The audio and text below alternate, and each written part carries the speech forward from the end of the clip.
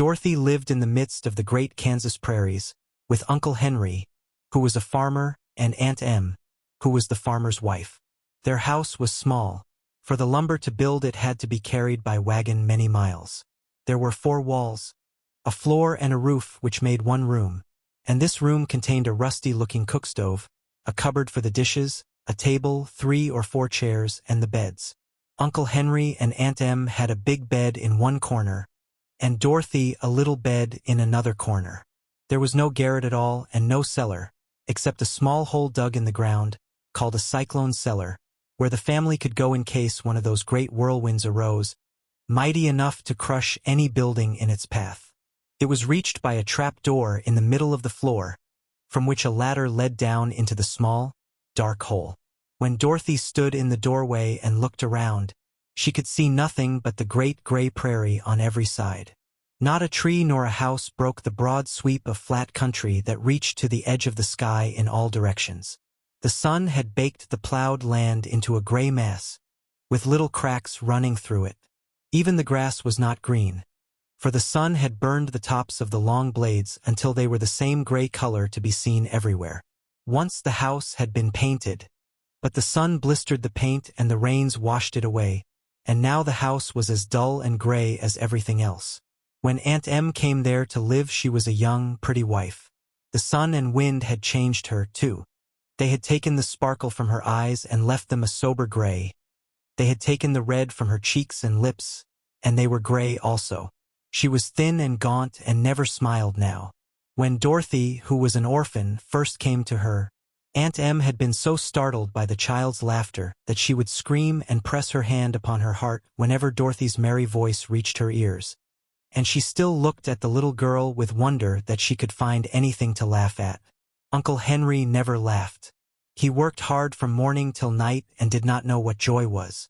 He was gray also, from his long beard to his rough boots, and he looked stern and solemn and rarely spoke. It was Toto that made Dorothy laugh, and saved her from growing as gray as her other surroundings. Toto was not gray. He was a little black dog, with long silky hair and small black eyes that twinkled merrily on either side of his funny, wee nose. Toto played all day long, and Dorothy played with him and loved him dearly. Today, however, they were not playing.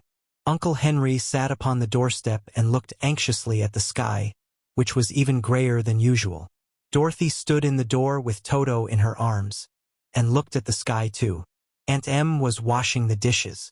From the far north they heard a low wail of the wind, and Uncle Henry and Dorothy could see where the long grass bowed in waves before the coming storm. There now came a sharp whistling in the air from the south, and as they turned their eyes that way they saw ripples in the grass coming from that direction also. Suddenly Uncle Henry stood up. "There's a cyclone coming, Em," he called to his wife. "I'll go look after the stock." Then he ran toward the sheds where the cows and horses were kept. Aunt Em dropped her work and came to the door. One glance told her of the danger close at hand. "Quick, Dorothy!" she screamed. "Run for the cellar." Toto jumped out of Dorothy's arms and hid under the bed, and the girl started to get him. Aunt Em, badly frightened, threw open the trap door in the floor and climbed down the ladder into the small, dark hole. Dorothy caught Toto at last and started to follow her aunt. When she was halfway across the room there came a great shriek from the wind, and the house shook so hard that she lost her footing and sat down suddenly upon the floor. Then a strange thing happened. The house whirled around 2 or 3 times and rose slowly through the air. Dorothy felt as if she were going up in a balloon. The north and south winds met where the house stood, and made it the exact center of the cyclone. In the middle of a cyclone the air is generally still, but the great pressure of the wind on every side of the house raised it up higher and higher, until it was at the very top of the cyclone. And there it remained and was carried miles and miles away as easily as you could carry a feather.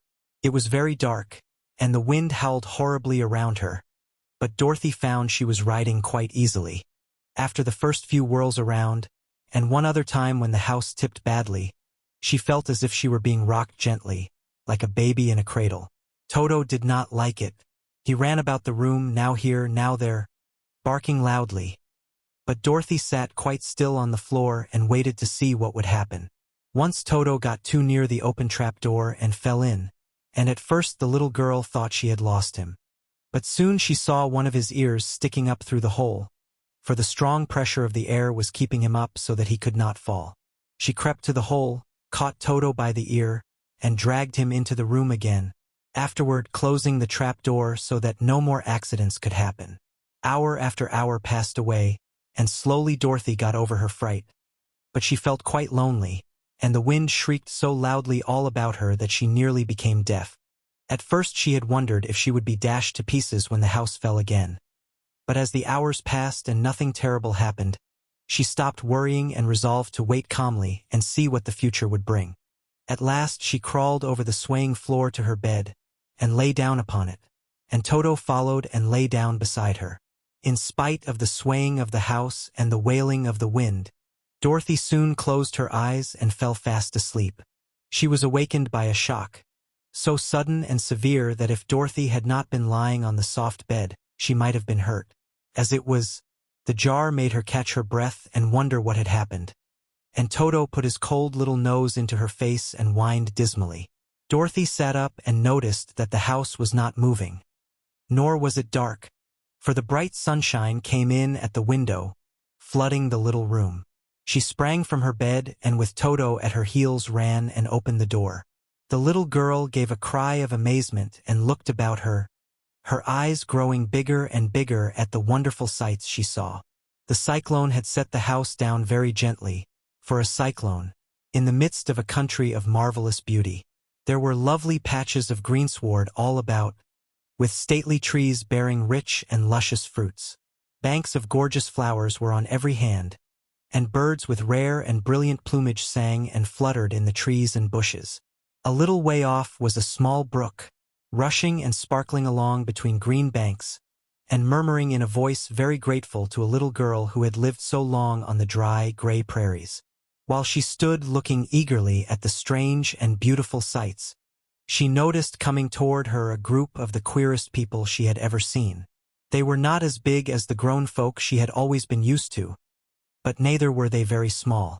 In fact, they seemed about as tall as Dorothy, who was a well-grown child for her age, although they were, so far as looks go, many years older. 3 were men and 1 a woman, and all were oddly dressed. They wore round hats that rose to a small point a foot above their heads, with little bells around the brims that tinkled sweetly as they moved. The hats of the men were blue. The little woman's hat was white, and she wore a white gown that hung in pleats from her shoulders. Over it were sprinkled little stars that glistened in the sun like diamonds. The men were dressed in blue, of the same shade as their hats, and wore well-polished boots with a deep roll of blue at the tops. The men, Dorothy thought, were about as old as Uncle Henry, for 2 of them had beards. But the little woman was doubtless much older. Her face was covered with wrinkles, her hair was nearly white, and she walked rather stiffly. When these people drew near the house where Dorothy was standing in the doorway, they paused and whispered among themselves, as if afraid to come farther. But the little old woman walked up to Dorothy, made a low bow and said, in a sweet voice, "You are welcome, most noble sorceress, to the land of the Munchkins. We are so grateful to you for having killed the wicked witch of the East, and for setting our people free from bondage." Dorothy listened to this speech with wonder. What could the little woman possibly mean by calling her a sorceress, and saying she had killed the wicked witch of the East? Dorothy was an innocent, harmless little girl, who had been carried by a cyclone many miles from home, and she had never killed anything in all her life. But the little woman evidently expected her to answer. So Dorothy said, with hesitation, "You are very kind, but there must be some mistake. I have not killed anything." "Your house did anyway," replied the little old woman with a laugh. "And that is the same thing. See," she continued, pointing to the corner of the house. "There are her 2 feet, still sticking out from under a block of wood." Dorothy looked, and gave a little cry of fright. There indeed, just under the corner of the great beam the house rested on, 2 feet were sticking out, shod in silver shoes with pointed toes. "Oh dear! Oh dear!" cried Dorothy, clasping her hands together in dismay. The house must have fallen on her. Whatever shall we do? There is nothing to be done, said the little woman calmly. But who was she? Asked Dorothy. She was the wicked witch of the East, as I said, answered the little woman. She has held all the Munchkins in bondage for many years, making them slave for her night and day. Now they are all set free, and are grateful to you for the favor. Who are the Munchkins? Inquired Dorothy. They are the people who live in this land of the East where the wicked witch ruled. Are you a Munchkin? Asked Dorothy. No, but I am their friend, although I live in the land of the North. When they saw the witch of the East was dead, the Munchkins sent a swift messenger to me, and I came at once. I am the witch of the North. Oh, gracious! Cried Dorothy. Are you a real witch? Yes, indeed, answered the little woman. But I am a good witch, and the people love me. I am not as powerful as the wicked witch was who ruled here, or I should have set the people free myself. But I thought all witches were wicked, said the girl, who was half frightened at facing a real witch. Oh no, that is a great mistake. There were only 4 witches in all the land of Oz, and 2 of them, those who live in the North and the South, are good witches. I know this is true, for I am one of them myself and cannot be mistaken. Those who dwelt in the East and the West were, indeed, wicked witches. But now that you have killed one of them, there is but one wicked witch in all the land of Oz, the one who lives in the West. But, said Dorothy, after a moment's thought, Aunt Em has told me that the witches were all dead years and years ago. Who is Aunt Em? Inquired the little old woman. She is my aunt who lives in Kansas, where I came from. The witch of the North seemed to think for a time, with her head bowed and her eyes upon the ground. Then she looked up and said, I do not know where Kansas is, for I have never heard that country mentioned before. But tell me, is it a civilized country? Oh, yes, replied Dorothy. Then that accounts for it. In the civilized countries I believe there are no witches left, nor wizards, nor sorceresses, nor magicians. But, you see, the land of Oz has never been civilized, for we are cut off from all the rest of the world. Therefore we still have witches and wizards amongst us. Who are the wizards? Asked Dorothy. Oz himself is the great wizard, answered the witch, sinking her voice to a whisper. He is more powerful than all the rest of us together. He lives in the City of Emeralds. Dorothy was going to ask another question, but just then the Munchkins, who had been standing silently by, gave a loud shout and pointed to the corner of the house where the wicked witch had been lying. What is it? Asked the little old woman, and looked and began to laugh. The feet of the dead which had disappeared entirely, and nothing was left but the silver shoes. She was so old, explained the witch of the North, that she dried up quickly in the sun. That is the end of her. But the silver shoes are yours, and you shall have them to wear. She reached down and picked up the shoes, and after shaking the dust out of them handed them to Dorothy. The witch of the East was proud of those silver shoes, said one of the Munchkins. And there is some charm connected with them, but what it is we never knew. Dorothy carried the shoes into the house and placed them on the table. Then she came out again to the Munchkins and said, I am anxious to get back to my aunt and uncle, for I am sure they will worry about me. Can you help me find my way?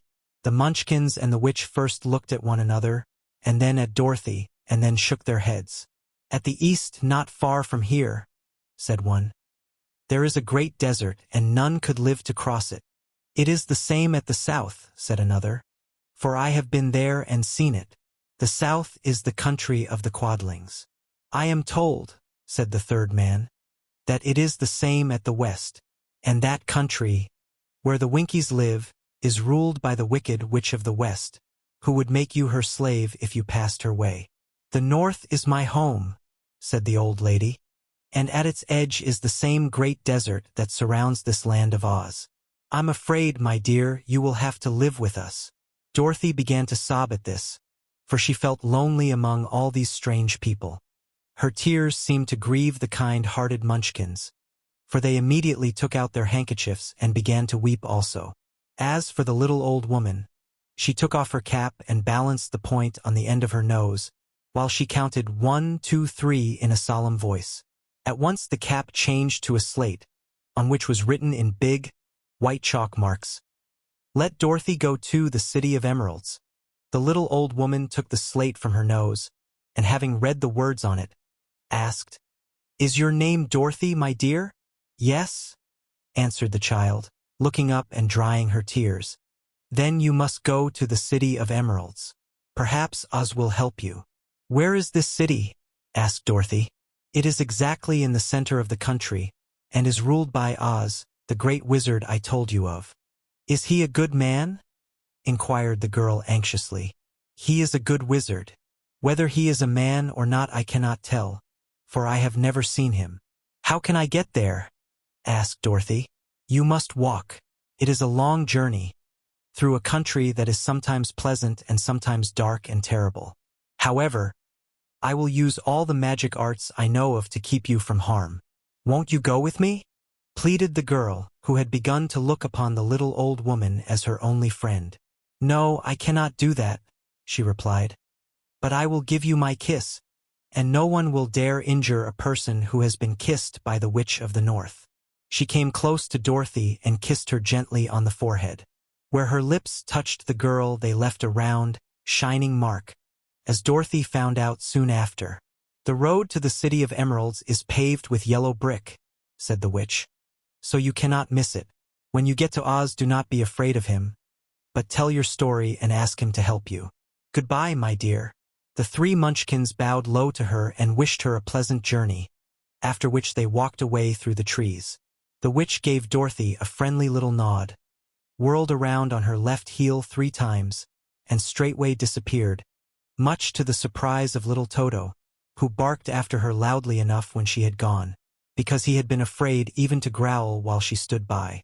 But Dorothy, knowing her to be a witch, had expected her to disappear in just that way, and was not surprised in the least. How Dorothy saved the Scarecrow. When Dorothy was left alone, she began to feel hungry. So she went to the cupboard and cut herself some bread, which she spread with butter. She gave some to Toto, and taking a pail from the shelf, she carried it down to the little brook and filled it with clear, sparkling water. Toto ran over to the trees and began to bark at the birds sitting there. Dorothy went to get him, and saw such delicious fruit hanging from the branches that she gathered some of it, finding it just what she wanted to help out her breakfast. Then she went back to the house, and having helped herself and Toto to a good drink of the cool, clear water, she set about making ready for the journey to the City of Emeralds. Dorothy had only one other dress, but that happened to be clean and was hanging on a peg beside her bed. It was gingham with checks of white and blue, and although the blue was somewhat faded with many washings, it was still a pretty frock. The girl washed herself carefully, dressed herself in the clean gingham, and tied her pink sunbonnet on her head. She took a little basket and filled it with bread from the cupboard, laying a white cloth over the top. Then she looked down at her feet and noticed how old and worn her shoes were. "They surely will never do for a long journey, Toto," she said. And Toto looked up into her face with his little black eyes and wagged his tail to show he knew what she meant. At that moment Dorothy saw lying on the table the silver shoes that had belonged to the Witch of the East. "I wonder if they will fit me," she said to Toto. "They would be just the thing to take a long walk in, for they could not wear out." She took off her old leather shoes and tried on the silver ones, which fitted her as well as if they had been made for her. Finally she picked up her basket. "Come along, Toto," she said. "We will go to the Emerald City and ask the Great Oz how to get back to Kansas again." She closed the door, locked it, and put the key carefully in the pocket of her dress. And so, with Toto trotting along soberly behind her, she started on her journey. There were several roads nearby, but it did not take her long to find the one paved with yellow bricks. Within a short time she was walking briskly toward the Emerald City, her silver shoes tinkling merrily on the hard, yellow roadbed. The sun shone bright and the birds sang sweetly, and Dorothy did not feel nearly so bad as you might think a little girl would who had been suddenly whisked away from her own country and set down in the midst of a strange land. She was surprised, as she walked along, to see how pretty the country was about her. There were neat fences at the sides of the road, painted a dainty blue color, and beyond them were fields of grain and vegetables in abundance. Evidently the Munchkins were good farmers and able to raise large crops. Once in a while she would pass a house, and the people came out to look at her and bow low as she went by, for everyone knew she had been the means of destroying the wicked witch and setting them free from bondage. The houses of the Munchkins were odd-looking dwellings, for each was round, with a big dome for a roof. All were painted blue, for in this country of the East blue was the favorite color. Toward evening, when Dorothy was tired with her long walk and began to wonder where she should pass the night, she came to a house rather larger than the rest. On the green lawn before it many men and women were dancing. 5 little fiddlers played as loudly as possible, and the people were laughing and singing, while a big table nearby was loaded with delicious fruits and nuts, pies and cakes and many other good things to eat. The people greeted Dorothy kindly, and invited her to supper and to pass the night with them. For this was the home of one of the richest Munchkins in the land, and his friends were gathered with him to celebrate their freedom from the bondage of the wicked witch. Dorothy ate a hearty supper and was waited upon by the rich Munchkin himself, whose name was Bach. Then she sat upon a settee and watched the people dance. When Bach saw her silver shoes, he said, "You must be a great sorceress."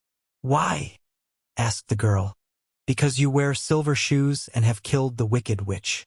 Besides, you have white in your frock, and only witches and sorceresses wear white."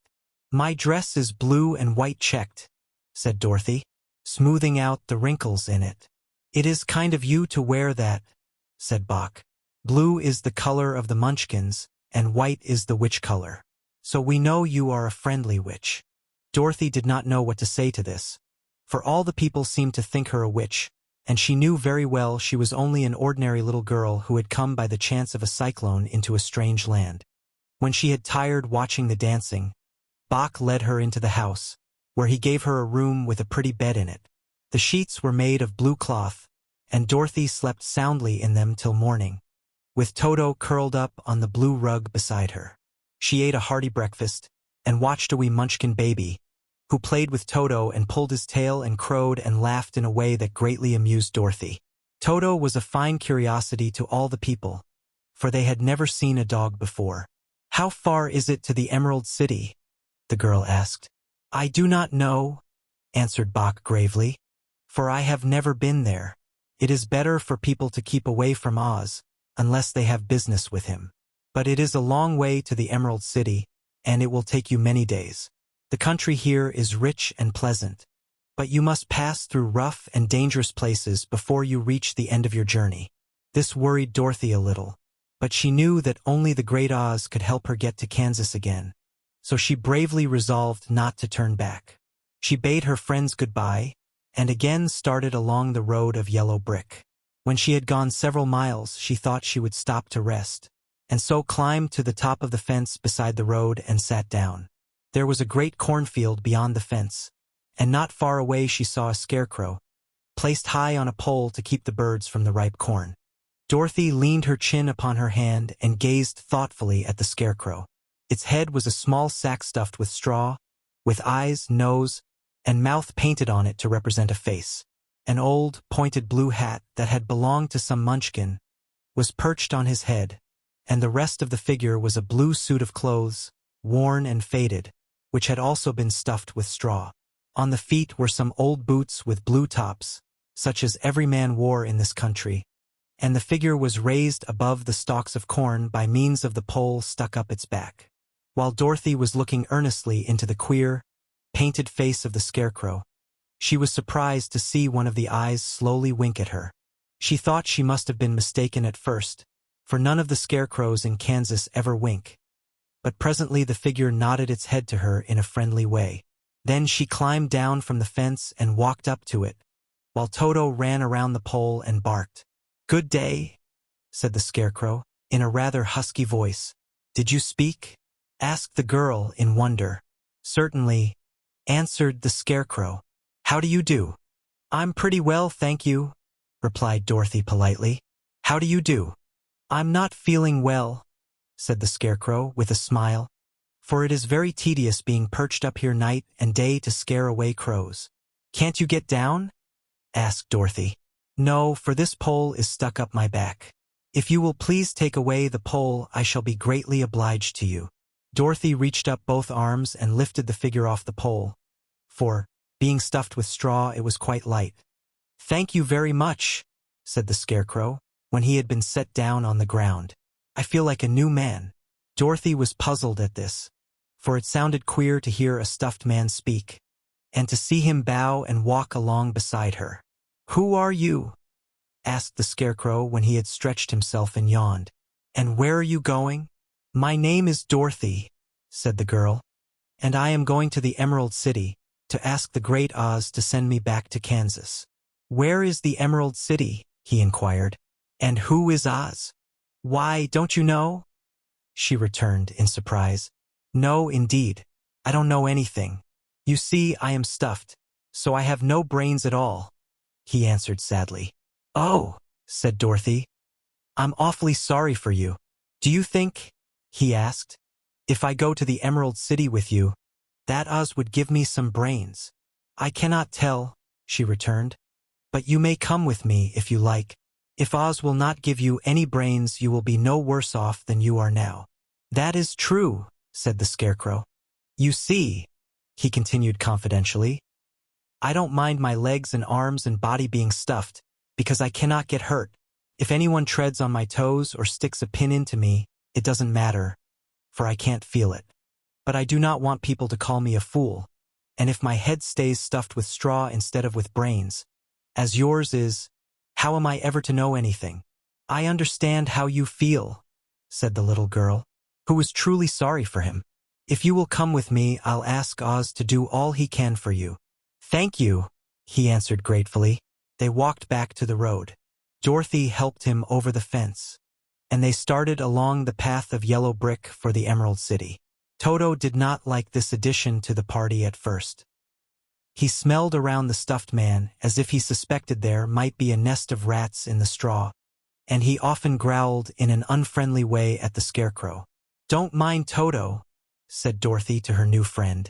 He never bites. Oh, I'm not afraid, replied the Scarecrow. He can't hurt the straw. Do let me carry that basket for you. I shall not mind it, for I can't get tired. I'll tell you a secret, he continued as he walked along. There is only one thing in the world I am afraid of. What is that? Asked Dorothy. The Munchkin farmer who made you? No, answered the Scarecrow. It's a lighted match. After a few hours the road began to be rough, and the walking grew so difficult that the Scarecrow often stumbled over the yellow bricks, which were here very uneven. Sometimes, indeed, they were broken or missing altogether, leaving holes that Toto jumped across and Dorothy walked around. As for the Scarecrow, having no brains, he walked straight ahead, and so stepped into the holes and fell at full length on the hard bricks. It never hurt him, however, and Dorothy would pick him up and set him upon his feet again, while he joined her in laughing merrily at his own mishap. The farms were not nearly so well cared for here as they were farther back. There were fewer houses and fewer fruit trees, and the farther they went the more dismal and lonesome the country became. At noon they sat down by the roadside, near a little brook, and Dorothy opened her basket and got out some bread. She offered a piece to the Scarecrow, but he refused. I am never hungry, he said, and it is a lucky thing I am not, for my mouth is only painted, and if I should cut a hole in it so I could eat, the straw I am stuffed with would come out, and that would spoil the shape of my head. Dorothy saw at once that this was true, so she only nodded and went on eating her bread. Tell me something about yourself and the country you came from, said the Scarecrow, when she had finished her dinner.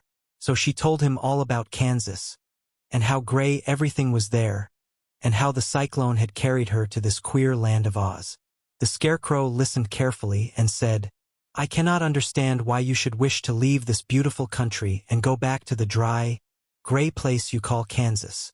That is because you have no brains, answered the girl. No matter how dreary and gray our homes are, we people of flesh and blood would rather live there than in any other country, be it ever so beautiful. There is no place like home. The Scarecrow sighed. Of course I cannot understand it, he said. If your heads were stuffed with straw like mine, you would probably all live in the beautiful places, and then Kansas would have no people at all. It is fortunate for Kansas that you have brains. Won't you tell me a story while we are resting?" asked the child. The Scarecrow looked at her reproachfully and answered, "My life has been so short that I really know nothing whatever. I was only made day before yesterday. What happened in the world before that time is all unknown to me. Luckily, when the farmer made my head, one of the first things he did was to paint my ears so that I heard what was going on. There was another Munchkin with him, and the first thing I heard was the farmer saying, 'How do you like those ears?' 'They aren't straight,' answered the other. 'Never mind,' said the farmer. 'They are ears just the same,' which was true enough. 'Now I'll make the eyes,' said the farmer.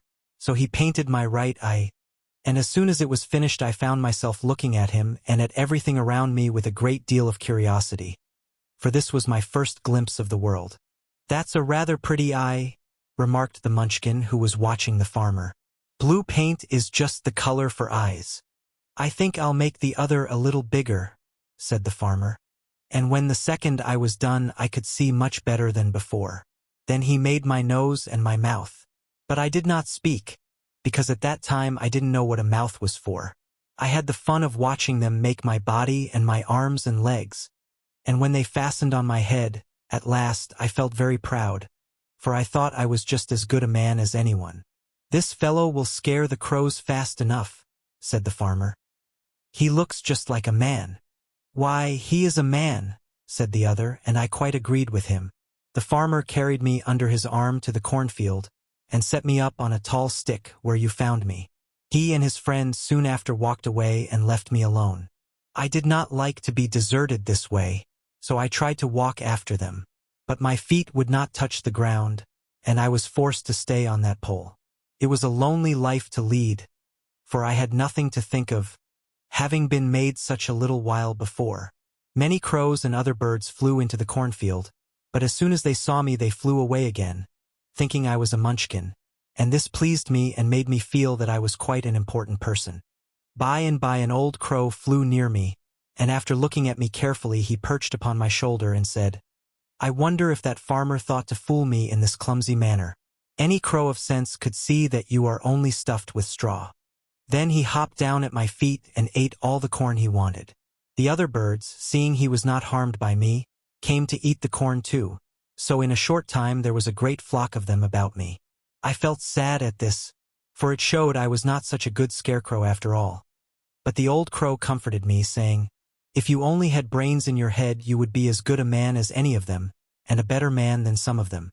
Brains are the only things worth having in this world, no matter whether one is a crow or a man.' After the crows had gone I thought this over, and decided I would try hard to get some brains. By good luck you came along and pulled me off the stake, and from what you say I am sure the Great Oz will give me brains as soon as we get to the Emerald City." "I hope so," said Dorothy earnestly, "since you seem anxious to have them." "Oh yes, I am anxious," returned the Scarecrow. "It is such an uncomfortable feeling to know one is a fool." "Well," said the girl, "let us go." And she handed the basket to the Scarecrow. There were no fences at all by the roadside now, and the land was rough and untilled. Toward evening they came to a great forest, where the trees grew so big and close together that their branches met over the road of yellow brick. It was almost dark under the trees, for the branches shut out the daylight. But the travelers did not stop and went on into the forest. "If this road goes in, it must come out," said the Scarecrow. "And as the Emerald City is at the other end of the road, we must go wherever it leads us." "Anyone would know that," said Dorothy. "Certainly. That is why I know it," returned the Scarecrow. "If it required brains to figure it out, I never should have said it." After an hour or so the light faded away, and they found themselves stumbling along in the darkness. Dorothy could not see at all, but Toto could, for some dogs see very well in the dark, and the Scarecrow declared he could see as well as by day. So she took hold of his arm and managed to get along fairly well. "If you see any house, or any place where we can pass the night," she said, "you must tell me, for it is very uncomfortable walking in the dark." Soon after the Scarecrow stopped. I see a little cottage at the right of us, he said, built of logs and branches. Shall we go there? Yes, indeed, answered the child. I am all tired out. So the Scarecrow led her through the trees until they reached the cottage. And Dorothy entered and found a bed of dried leaves in one corner. She lay down at once, and with Toto beside her soon fell into a sound sleep. The Scarecrow, who was never tired, stood up in another corner and waited patiently until morning came. When Dorothy awoke, the sun was shining through the trees and Toto had long been out chasing birds around him and squirrels. She sat up and looked around her. There was the Scarecrow, still standing patiently in his corner, waiting for her. We must go and search for water, she said to him. Why do you want water? He asked. To wash my face clean after the dust of the road, and to drink, so the dry bread will not stick in my throat. It must be inconvenient to be made of flesh, said the Scarecrow thoughtfully. For you must sleep, and eat and drink. However, you have brains, and it is worth a lot of bother to be able to think properly. They left the cottage and walked through the trees until they found a little spring of clear water, where Dorothy drank and bathed and ate her breakfast. She saw there was not much bread left in the basket, and the girl was thankful the Scarecrow did not have to eat anything, for there was scarcely enough for herself and Toto for the day. When she had finished her meal, and was about to go back to the road of yellow brick, she was startled to hear a deep groan nearby. What was that? She asked timidly. I cannot imagine, replied the Scarecrow. But we can go and see. Just then another groan reached their ears, and the sound seemed to come from behind them. They turned and walked through the forest a few steps, when Dorothy discovered something shining in a ray of sunshine that fell between the trees. She ran to the place and then stopped short with a little cry of surprise. One of the big trees had been partly chopped through, and standing beside it, with an uplifted axe in his hands, was a man made entirely of tin. His head and arms and legs were jointed upon his body, but he stood perfectly motionless, as if he could not stir at all. Dorothy looked at him in amazement, and so did the Scarecrow, while Toto barked sharply and made a snap at the tin legs, which hurt his teeth. Did you groan? Asked Dorothy. Yes, answered the Tin Man. I did. I've been groaning for more than a year, and no one has ever heard me before or come to help me. What can I do for you? She inquired softly, for she was moved by the sad voice in which the man spoke. Get an oil can and oil my joints, he answered. They are rusted so badly that I cannot move them at all. If I am well oiled, I shall soon be all right again. You will find an oil can on a shelf in my cottage. Dorothy at once ran back to the cottage and found the oil can, and then she returned and asked anxiously, Where are your joints? Oil my neck first, replied the Tin Woodman. So she oiled it, and as it was quite badly rusted, the Scarecrow took hold of the tin head and moved it gently from side to side until it worked freely, and then the man could turn it himself. Now oil the joints in my arms, he said. And Dorothy oiled them, and the Scarecrow bent them carefully until they were quite free from rust and as good as new. The Tin Woodman gave a sigh of satisfaction and lowered his axe, which he leaned against the tree. This is a great comfort, he said. I have been holding that axe in the air ever since I rusted, and I'm glad to be able to put it down at last. Now, if you will oil the joints of my legs, I shall be all right once more. So they oiled his legs until he could move them freely, and he thanked them again and again for his release, for he seemed a very polite creature and very grateful. I might have stood there always if you had not come along, he said. So you have certainly saved my life. How did you happen to be here? We are on our way to the Emerald City to see the Great Oz, she answered, and we stopped at your cottage to pass the night. Why do you wish to see Oz? He asked. I want him to send me back to Kansas, and the Scarecrow wants him to put a few brains into his head, she replied. The Tin Woodman appeared to think deeply for a moment. Then he said, Do you suppose Oz could give me a heart? Why, I guess so, Dorothy answered. It would be as easy as to give the Scarecrow brains. True, the Tin Woodman returned. So, if you will allow me to join your party, I will also go to the Emerald City and ask Oz to help me. Come along, said the Scarecrow heartily. And Dorothy added that she would be pleased to have his company. So the Tin Woodman shouldered his axe and they all passed through the forest until they came to the road that was paved with yellow brick. The Tin Woodman had asked Dorothy to put the oil can in her basket. "For," he said, "if I should get caught in the rain and rust again, I would need the oil can badly." It was a bit of good luck to have their new comrade join the party. For soon after they had begun their journey again, they came to a place where the trees and branches grew so thick over the road that the travelers could not pass. But the Tin Woodman set to work with his axe and chopped so well that soon he cleared a passage for the entire party. Dorothy was thinking so earnestly as they walked along that she did not notice when the Scarecrow stumbled into a hole and rolled over to the side of the road. Indeed, he was obliged to call to her to help him up again. "Why didn't you walk around the hole?" asked the Tin Woodman. "I don't know enough," replied the Scarecrow cheerfully. "My head is stuffed with straw, and that is why I am going to Oz to ask him for some brains." "Oh, I see," said the Tin Woodman. "But, after all, brains are not the best things in the world." "Have you any?" inquired the Scarecrow. "No, my head is quite empty," answered the Woodman. "But once I had brains and a heart also. So, having tried them both, I should much rather have a heart." "And why is that?" asked the Scarecrow.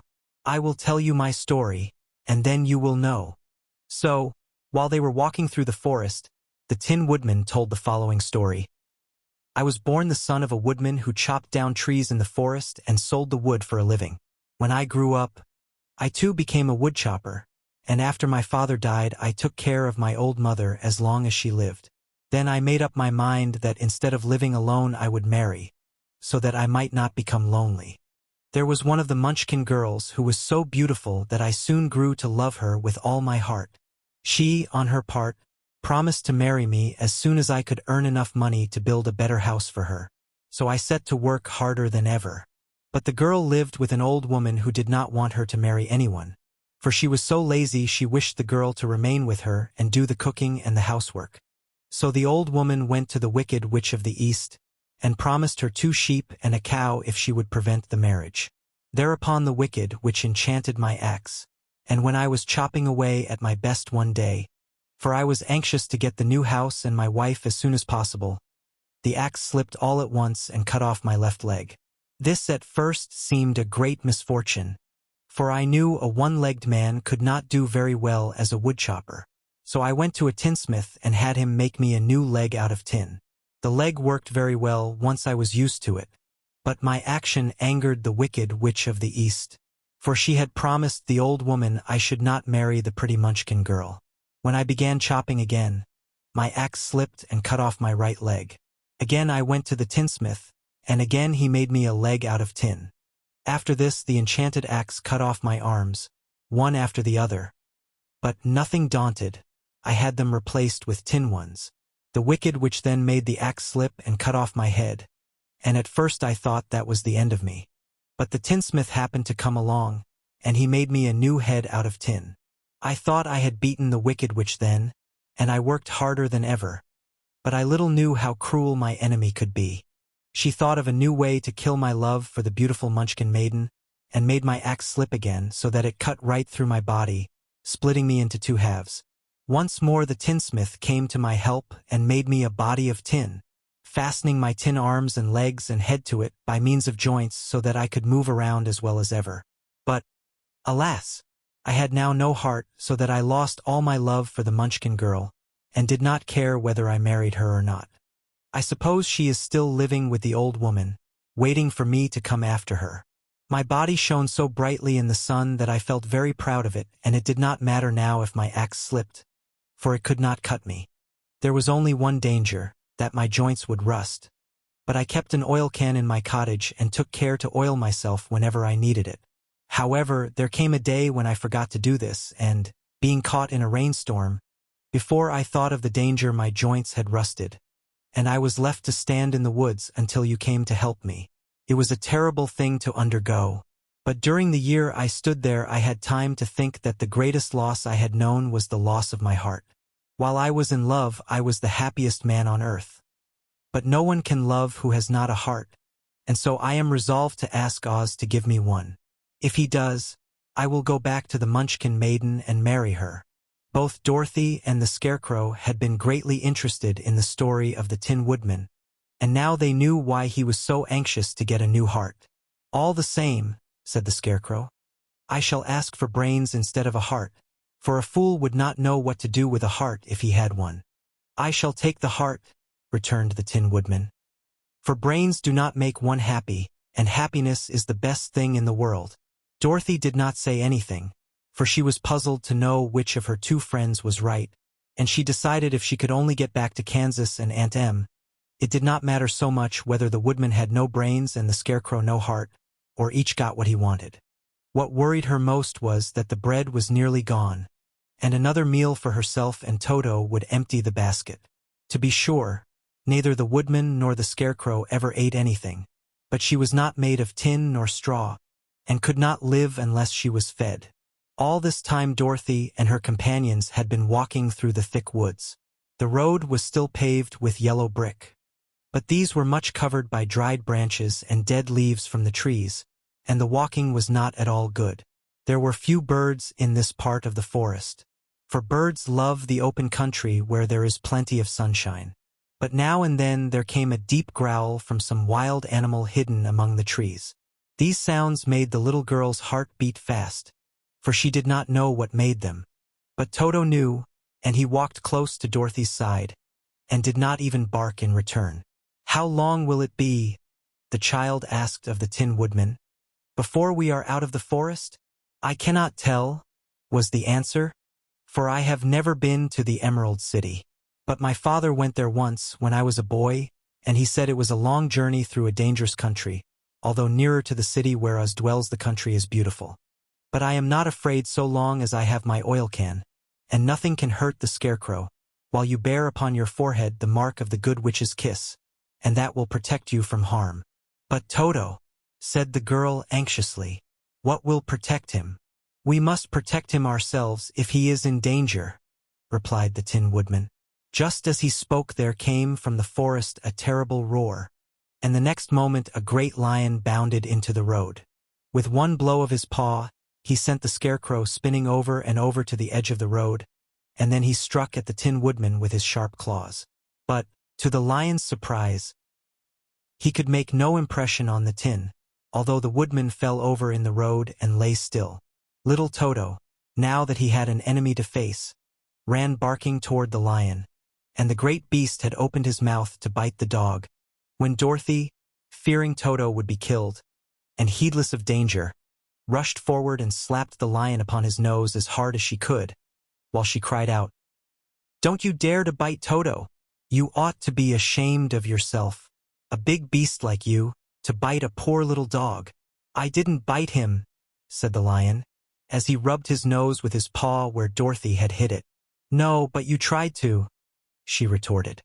"You are nothing but a big coward." "I know it," said the lion, hanging his head in shame. "I've always known it. But how can I help it? I don't know, I'm sure. To think of your striking a stuffed man, like the poor Scarecrow." "Is he stuffed?"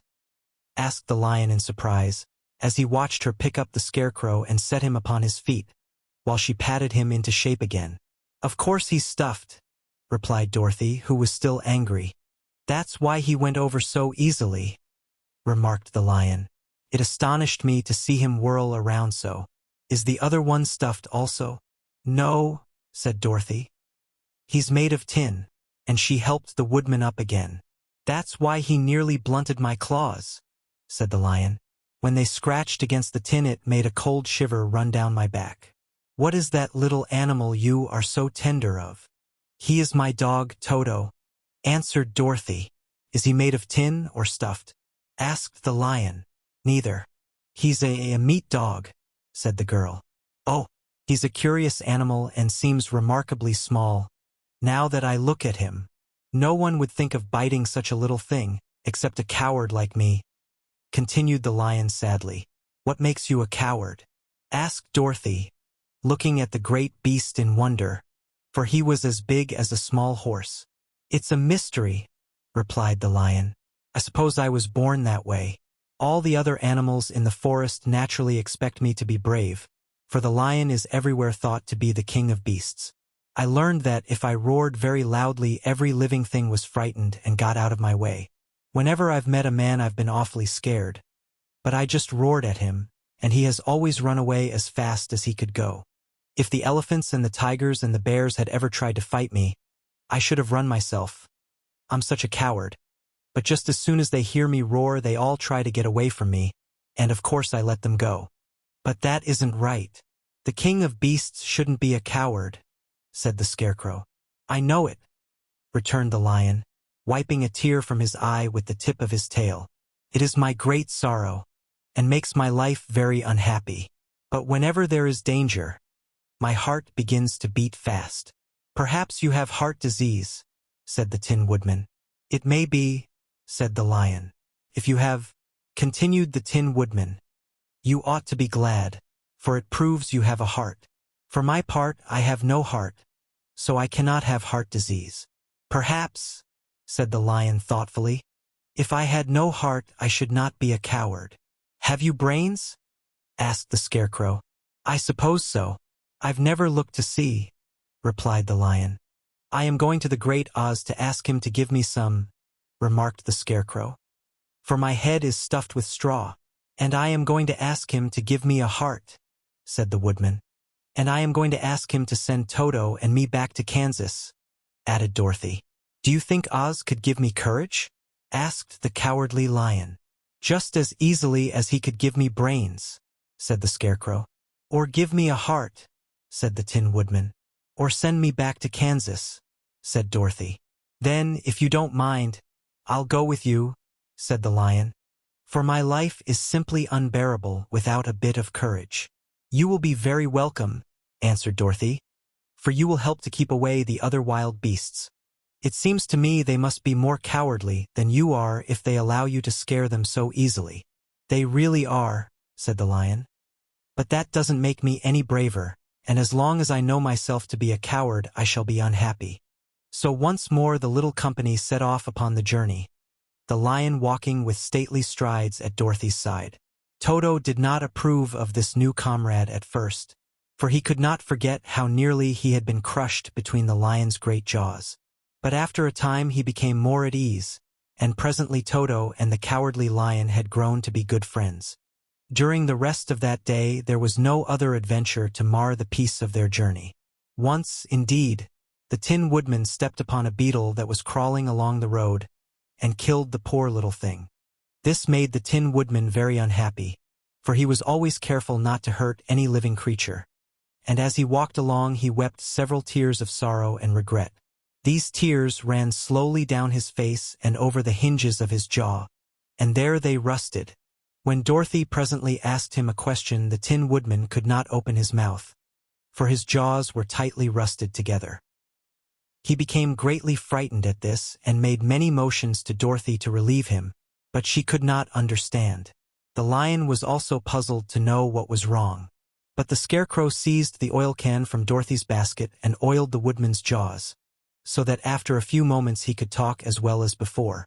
This will serve me a lesson, said he, to look where I step, for if I should kill another bug or beetle I should surely cry again, and crying rusts my jaws so that I cannot speak. Thereafter he walked very carefully, with his eyes on the road, and when he saw a tiny ant toiling by he would step over it, so as not to harm it. The Tin Woodman knew very well he had no heart, and therefore he took great care never to be cruel or unkind to anything. You people with hearts, he said, have something to guide you and need never do wrong. But I have no heart, and so I must be very careful. When Uz gives me a heart, of course I needn't mind so much. They were obliged to camp out that night under a large tree in the forest, for there were no houses near. The tree made a good, thick covering to protect them from the dew, and the Tin Woodman chopped a great pile of wood with his axe, and Dorothy built a splendid fire that warmed her and made her feel less lonely. She and Toto ate the last of their bread, and now she did not know what they would do for breakfast. If you wish, said the lion, I will go into the forest and kill a deer for you. You can roast it by the fire, since your tastes are so peculiar that you prefer cooked food, and then you will have a very good breakfast. Don't, please don't, begged the Tin Woodman. "I should certainly weep if you killed a poor deer, and then my jaws would rust again." But the lion went away into the forest and found his own supper, and no one ever knew what it was, for he didn't mention it. And the Scarecrow found a tree full of nuts and filled Dorothy's basket with them, so that she would not be hungry for a long time. She thought this was very kind and thoughtful of the Scarecrow, but she laughed heartily at the awkward way in which the poor creature picked up the nuts. His padded hands were so clumsy and the nuts were so small that he dropped almost as many as he put in the basket.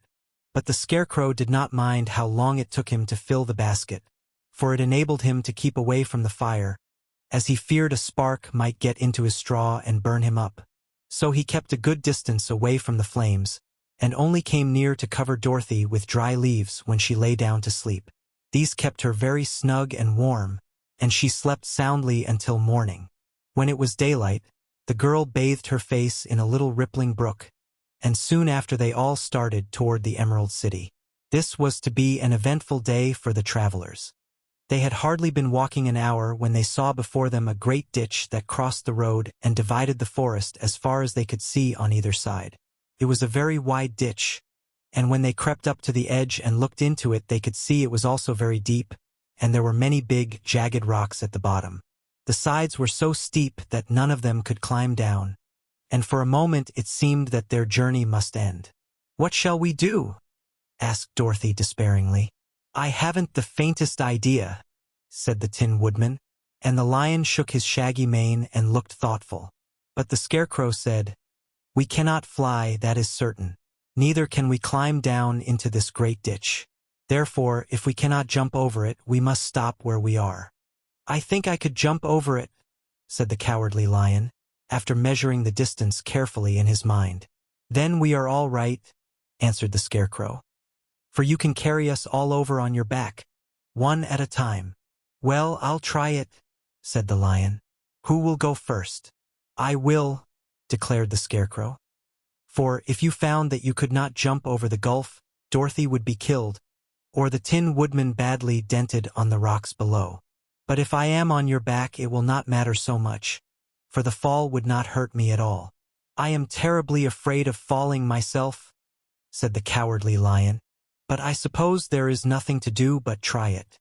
So get on my back and we will make the attempt."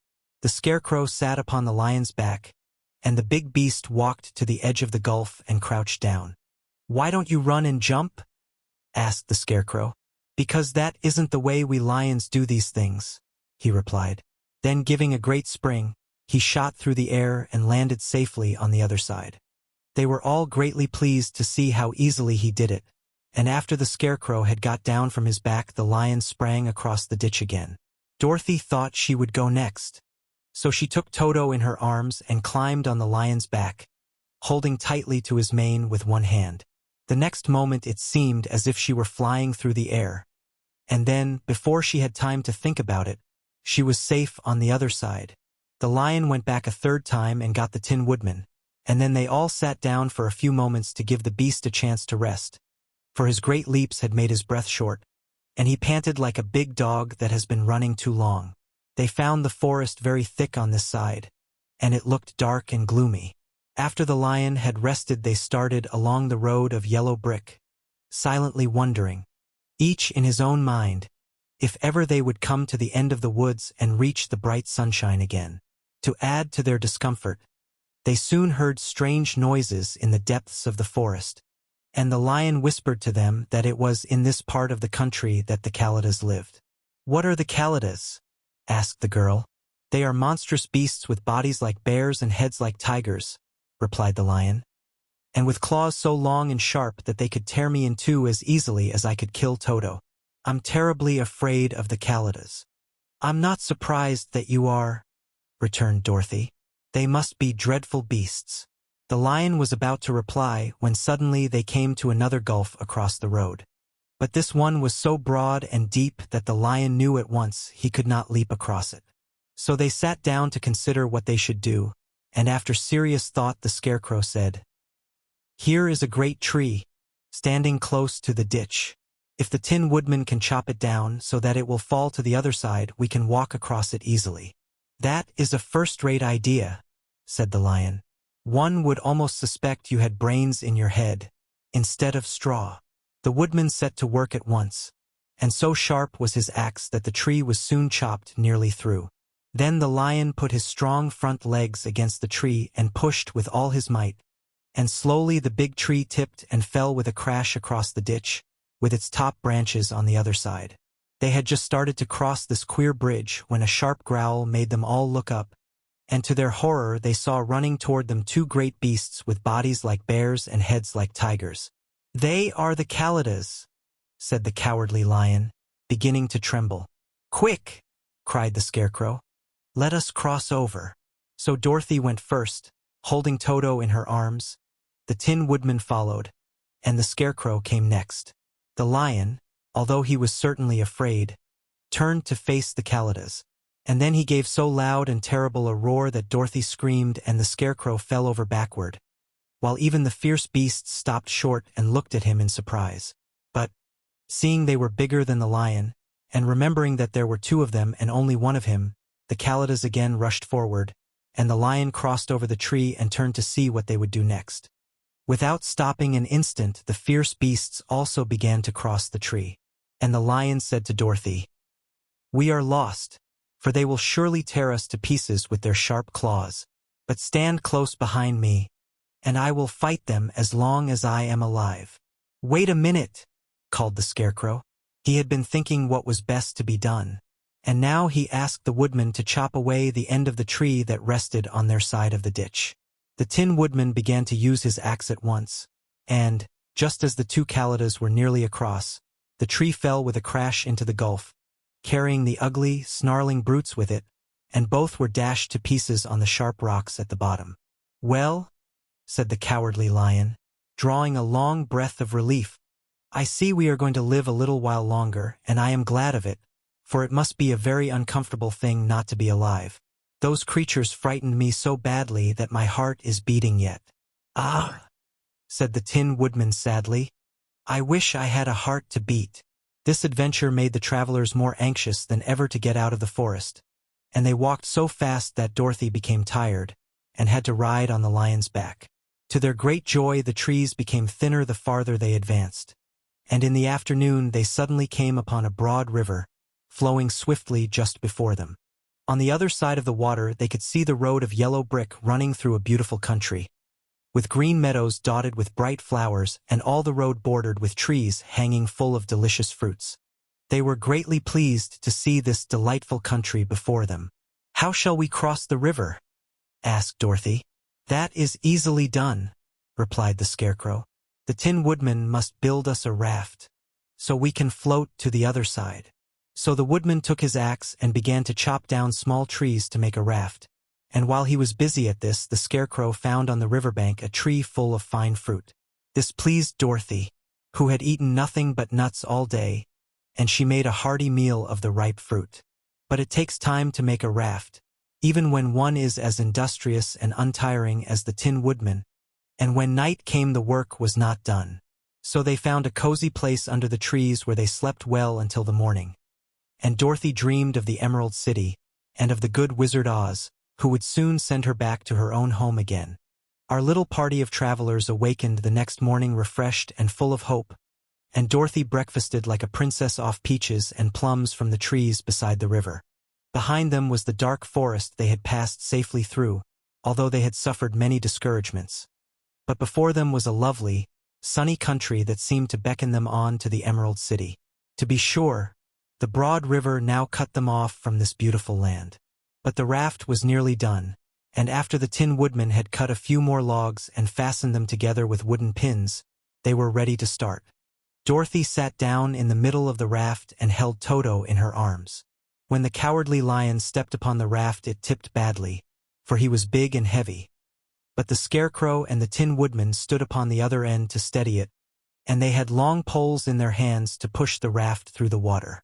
They got along quite well at first, but when they reached the middle of the river, the swift current swept the raft downstream, farther and farther away from the road of yellow brick, and the water grew so deep that the long poles would not touch the bottom. "This is bad," said the Tin Woodman, For if we cannot get to the land, we shall be carried into the country of the wicked witch of the west, and she will enchant us and make us her slaves. And then I should get no brains, said the Scarecrow. And I should get no courage, said the Cowardly Lion. And I should get no heart, said the Tin Woodman. And I should never get back to Kansas, said Dorothy. We must certainly get to the Emerald City if we can, the Scarecrow continued, and he pushed so hard on his long pole that it stuck fast in the mud at the bottom of the river. Then, before he could pull it out again or let go, the raft was swept away, and the poor Scarecrow was left clinging to the pole in the middle of the river. "Goodbye," he called after them, and they were very sorry to leave him.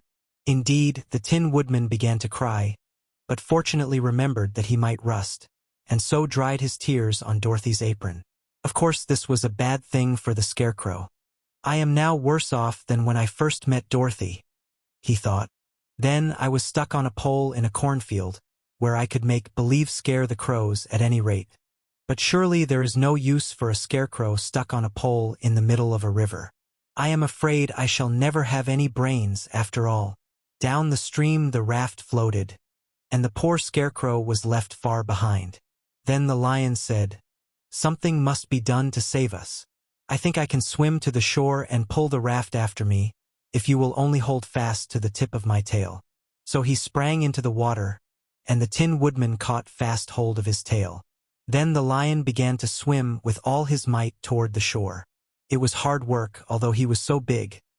But by and by they were drawn out of the current, and then Dorothy took the Tin Woodman's long pole and helped push the raft to the land. They were all tired out when they reached the shore at last and stepped off upon the pretty green grass, and they also knew that the stream had carried them a long way past the road of yellow brick that led to the Emerald City. "What shall we do now?" asked the Tin Woodman, as the Lion lay down on the grass to let the sun dry him. "We must get back to the road in some way," said Dorothy. "The best plan will be to walk along the riverbank until we come to the road again," remarked the Lion. So, when they were rested, Dorothy picked up her basket and they started along the grassy bank, to the road from which the river had carried them. It was a lovely country, with plenty of flowers and fruit trees and sunshine to cheer them, and had they not felt so sorry for the poor Scarecrow, they could have been very happy. They walked along as fast as they could, Dorothy only stopping once to pick a beautiful flower, and after a time the Tin Woodman cried out, "Look!" Then they all looked at the river and saw the Scarecrow perched upon his pole in the middle of the water, looking very lonely and sad. "What can we do to save him?" asked Dorothy. The Lion and the Woodman both shook their heads, for they did not know. So they sat down upon the bank and gazed wistfully at the Scarecrow until a stork flew by, who, upon seeing them, stopped to rest at the water's edge. "Who are you and where are you going?" asked the stork. "I am Dorothy," answered the girl, "and these are my friends, the Tin Woodman and the Cowardly Lion, and we are going to the Emerald City." "This isn't the road," said the stork, as she twisted her long neck and looked sharply at the queer party. "I know it," returned Dorothy, "but we have lost the Scarecrow, and are wondering how we shall get him again." "Where is he?" asked the stork. "Over there in the river," answered the little girl. "If he wasn't so big and heavy I would get him for you," remarked the stork. "He isn't heavy a bit," said Dorothy eagerly, "for he is stuffed with straw, and if you will bring him back to us, we shall thank you ever and ever so much." "Well, I'll try," said the stork, "but if I find he is too heavy to carry, I shall have to drop him in the river again." So the big bird flew into the air and over the water till she came to where the Scarecrow was perched upon his pole. Then the stork with her great claws grabbed the Scarecrow by the arm and carried him up into the air and back to the bank, where Dorothy and the Lion and the Tin Woodman and Toto were sitting. When the Scarecrow found himself among his friends again, he was so happy that he hugged them all, even the Lion and Toto, and as they walked along he sang "Tolderita-o." At every step he felt so gay. "I was afraid I should have to stay in the river forever," he said, "but the kind stork saved me, and if I ever get any brains I shall find the stork again and do her some kindness in return." "That's all right," said the stork, who was flying along beside them. "I always like to help anyone in trouble. But I must go now, for my babies are waiting in the nest for me. I hope you will find the Emerald City and that Oz will help you." "Thank you," replied Dorothy. And then the kind stork flew into the air and was soon out of sight. They walked along listening to the singing of the brightly colored birds and looking at the lovely flowers which now became so thick that the ground was carpeted with them. There were big yellow and white and blue and purple blossoms, besides great clusters of scarlet poppies, which were so brilliant in color they almost dazzled Dorothy's eyes. "Aren't they beautiful?" the girl asked, as she breathed in the spicy scent of the bright flowers. "I suppose so," answered the Scarecrow. "When I have brains, I shall probably like them better. If I only had a heart, I should love them," added the Tin Woodman. "I always did like flowers," said the Lion. "They seem so helpless and frail, but there are none in the forest so bright as these." They now came upon more and more of the big scarlet poppies, and fewer of the other flowers, and soon they found themselves in the midst of a great meadow of poppies. Now it is well known that when there are many of these flowers together their odor is so powerful that anyone who breathes it falls asleep, and if the sleeper is not carried away from the scent of the flowers, he sleeps on and on forever. But Dorothy did not know this, nor could she get away from the bright red flowers that were everywhere about. So presently her eyes grew heavy and she felt she must sit down to rest and to sleep. But the Tin Woodman would not let her do this. "We must hurry and get back to the road of yellow brick before dark," he said, and the Scarecrow agreed with him, so they kept walking until Dorothy could stand no longer. Her eyes closed in spite of herself and she forgot where she was and fell among the poppies, fast asleep. "What shall we do?" asked the Tin Woodman. "If we leave her here she will die," said the Lion. "The smell of the flowers is killing us all. I myself can scarcely keep my eyes open, and the dog is asleep already." It was true. Toto had fallen down beside his little mistress. But the Scarecrow and the Tin Woodman, not being made of flesh, were not troubled by the scent of the flowers. "Run fast," said the Scarecrow to the Lion, "and get out of this deadly flower bed as soon as you can. We will bring the little girl with us, but if you should fall asleep you are too big to be carried." So the Lion aroused himself and bounded forward as fast as he could go. In a moment he was out of sight. "Let us make a chair with our hands and carry her," said the Scarecrow. So they picked up Toto and put the dog in Dorothy's lap. And then they made a chair with their hands for the seat and their arms for the arms and carried the sleeping girl between them through the flowers. On and on they walked, and it seemed that the great carpet of deadly flowers that surrounded them would never end. They followed the bend of the river, and at last came upon their friend the Lion, lying fast asleep among the poppies. The flowers had been too strong for the huge beast and he had given up at last, and fallen only a short distance from the end of the poppy bed, where the sweet grass spread in beautiful green fields before them. "We can do nothing for him," said the Tin Woodman sadly, "for he is much too heavy to lift. We must leave him here to sleep on forever, and perhaps he will dream that he has found courage at last." "I'm sorry," said the Scarecrow. "The Lion was a very good comrade for one so cowardly, but let us go on." They carried the sleeping girl to a pretty spot beside the river, far enough from the poppy field to prevent her breathing any more of the poison of the flowers, and here they laid her gently on the soft grass and waited for the fresh breeze to waken her.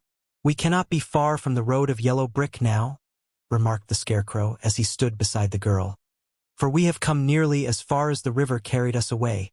The Tin Woodman was about to reply when he heard a low growl, and turning his head, which worked beautifully on hinges, he saw a strange beast come bounding over the grass toward them. It was, indeed, a great yellow wildcat, and the woodman thought it must be chasing something, for its ears were lying close to its head and its mouth was wide open, showing 2 rows of ugly teeth, while its red eyes glowed like balls of fire. As it came nearer, the Tin Woodman saw that running before the beast was a little gray field mouse, and although he had no heart he knew it was wrong for the wildcat to try to kill such a pretty, harmless creature. So the woodman raised his axe, and as the wildcat ran by he gave it a quick blow that cut the beast's head clean off from its body, and it rolled over at his feet in 2 pieces. The field mouse, now that it was freed from its enemy, stopped short, and coming slowly up to the woodman it said, in a squeaky little voice, "Oh, thank you. Thank you ever so much for saving my life." "Don't speak of it, I beg of you," replied the woodman. "I have no heart, you know. So I am careful to help all those who may need a friend, even if it happens to be only a mouse." "Only a mouse!" cried the little animal indignantly. "Why, I am a queen, the queen of all the field mice." "Oh, indeed," said the woodman, making a bow. "Therefore you have done a great deed, as well as a brave one, in saving my life," added the queen. At that moment several mice were seen running up as fast as their little legs could carry them, and when they saw their queen they exclaimed, "Oh, your majesty, we thought you would be killed. How did you manage to escape the great wildcat?" They all bowed so low to the little queen that they almost stood upon their heads. "This funny tin man," she answered, "killed the wildcat and saved my life. So hereafter you must all serve him and obey his slightest wish." "We will!" cried all the mice, in a shrill chorus. And then they scampered in all directions, for Toto had awakened from his sleep, and seeing all these mice around him, he gave one bark of delight and jumped right into the middle of the group. Toto had always loved to chase mice when he lived in Kansas, and he saw no harm in it. But the Tin Woodman caught the dog in his arms and held him tight, while he called to the mice, "Come back! Come back! Toto shall not hurt you." At this the queen of the mice stuck her head out from underneath a clump of grass and asked, in a timid voice, "Are you sure he will not bite us?" "I will not let him," said the woodman. "So do not be afraid." One by one the mice came creeping back, and Toto did not bark again, although he tried to get out of the woodman's arms, and would have bitten him had he not known very well he was made of tin. Finally one of the biggest mice spoke. "Is there anything we can do?" it asked, "to repay you for saving the life of our queen?" "Nothing that I know of," answered the woodman. But the Scarecrow, who had been trying to think, but could not because his head was stuffed with straw, said quickly, "Oh yes, you can save our friend, the Cowardly Lion, who is asleep in the poppy bed." "A lion!" cried the little queen. "Why, he would eat us all up." "Oh no," declared the Scarecrow. "This lion is a coward." "Really?" asked the mouse. "He says so himself," answered the Scarecrow. "And he would never hurt anyone who is our friend. If you will help us to save him, I promise that he shall treat you all with kindness." "Very well," said the queen. "We trust you. But what shall we do? Are there many of these mice which call you queen and are willing to obey you?" "Oh yes, there are thousands," she replied. "Then send for them all to come here as soon as possible, and let each one bring a long piece of string." The queen turned to the mice that attended her and told them to go at once and get all her people. As soon as they heard her orders, they ran away in every direction as fast as possible. "Now," said the Scarecrow to the Tin Woodman, "you must go to those trees by the riverside and make a truck that will carry the lion." So the woodman went at once to the trees and began to work, and he soon made a truck out of the limbs of trees, from which he chopped away all the leaves and branches. He fastened it together with wooden pegs and made the 4 wheels out of short pieces of a big tree trunk. So fast and so well did he work that by the time the mice began to arrive the truck was all ready for them. They came from all directions, and there were thousands of them. Big mice and little mice and middle-sized mice, and each one brought a piece of string in his mouth. It was about this time that Dorothy woke from her long sleep and opened her eyes. She was greatly astonished to find herself lying upon the grass, with thousands of mice standing around and looking at her timidly. But the Scarecrow told her about everything, and turning to the dignified little mouse, he said, "Permit me to introduce to you Her Majesty, the Queen." Dorothy nodded gravely and the Queen made a curtsy, after which she became quite friendly with the little girl. The Scarecrow and the Woodman now began to fasten the mice to the truck, using the strings they had brought. One end of a string was tied around the neck of each mouse and the other end to the truck. Of course the truck was 1,000 times bigger than any of the mice who were to draw it. But when all the mice had been harnessed, they were able to pull it quite easily. Even the Scarecrow and the Tin Woodman could sit on it, and were drawn swiftly by their queer little horses to the place where the lion lay asleep. After a great deal of hard work, for the lion was heavy, they managed to get him up on the truck. Then the queen hurriedly gave her people the order to start, for she feared if the mice stayed among the poppies too long, they also would fall asleep. At first the little creatures, many though they were, could hardly stir the heavily loaded truck. But the woodman and the scarecrow both pushed from behind, and they got along better. Soon they rolled the lion out of the poppy bed to the green fields, where he could breathe the sweet, fresh air again, instead of the poisonous scent of the flowers. Dorothy came to meet them and thanked the little mice warmly for saving her companion from death. She had grown so fond of the big lion she was glad he had been rescued. Then the mice were unharnessed from the truck and scampered away through the grass to their homes. The queen of the mice was the last to leave. "If ever you need us again," she said, "come out into the field and call, and we shall hear you and come to your assistance." "Goodbye, goodbye," they all answered, and away the queen ran, while Dorothy held Toto tightly lest he should run after her and frighten her. After this they sat down beside the lion until he should awaken, and the scarecrow brought Dorothy some fruit from a tree nearby, which she ate for her dinner. It was some time before the cowardly lion awakened, for he had lain among the poppies a long while, breathing in their deadly fragrance. But when he did open his eyes and roll off the truck, he was very glad to find himself still alive. "I ran as fast as I could," he said, sitting down and yawning, "but the flowers were too strong for me. How did you get me out?" Then they told him of the field mice, and how they had generously saved him from death. And the cowardly lion laughed and said, "I have always thought myself very big and terrible, yet such little things as flowers came near to killing me, and such small animals as mice have saved my life. How strange it all is! But, comrades, what shall we do now?" "We must journey on until we find the road of yellow brick again," said Dorothy, "and then we can keep on to the Emerald City." So, the lion being fully refreshed, and feeling quite himself again, they all started upon the journey, greatly enjoying the walk through the soft, fresh grass. And it was not long before they reached the road of yellow brick and turned again toward the Emerald City where the great Oz dwelt. The road was smooth and well paved now, and the country about was beautiful, so that the travelers rejoiced in leaving the forest far behind, and with it the many dangers they had met in its gloomy shades. Once more they could see fences built beside the road, but these were painted green, and when they came to a small house in which a farmer evidently lived, that also was painted green. They passed by several of these houses during the afternoon, and sometimes people came to the doors and looked at them as if they would like to ask questions. But no one came near them nor spoke to them because of the great lion, of which they were very much afraid. The people were all dressed in clothing of a lovely emerald green color and wore peaked hats like those of the Munchkins. "This must be the land of Oz," said Dorothy, "and we are surely getting near the Emerald City." "Yes," answered the Scarecrow.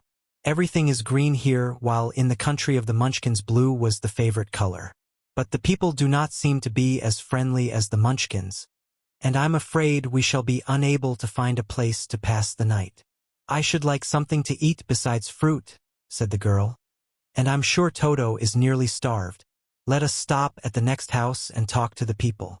So, when they came to a good-sized farmhouse, Dorothy walked boldly up to the door and knocked. A woman opened it just far enough to look out, and said, "What do you want, child, and why is that great lion with you?" "We wish to pass the night with you if you will allow us," answered Dorothy.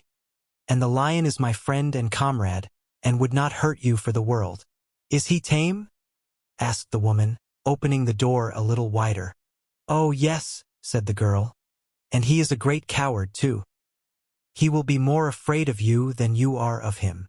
"Well," said the woman, after thinking it over and taking another peep at the lion, "if that is the case you may come in, and I will give you some supper and a place to sleep."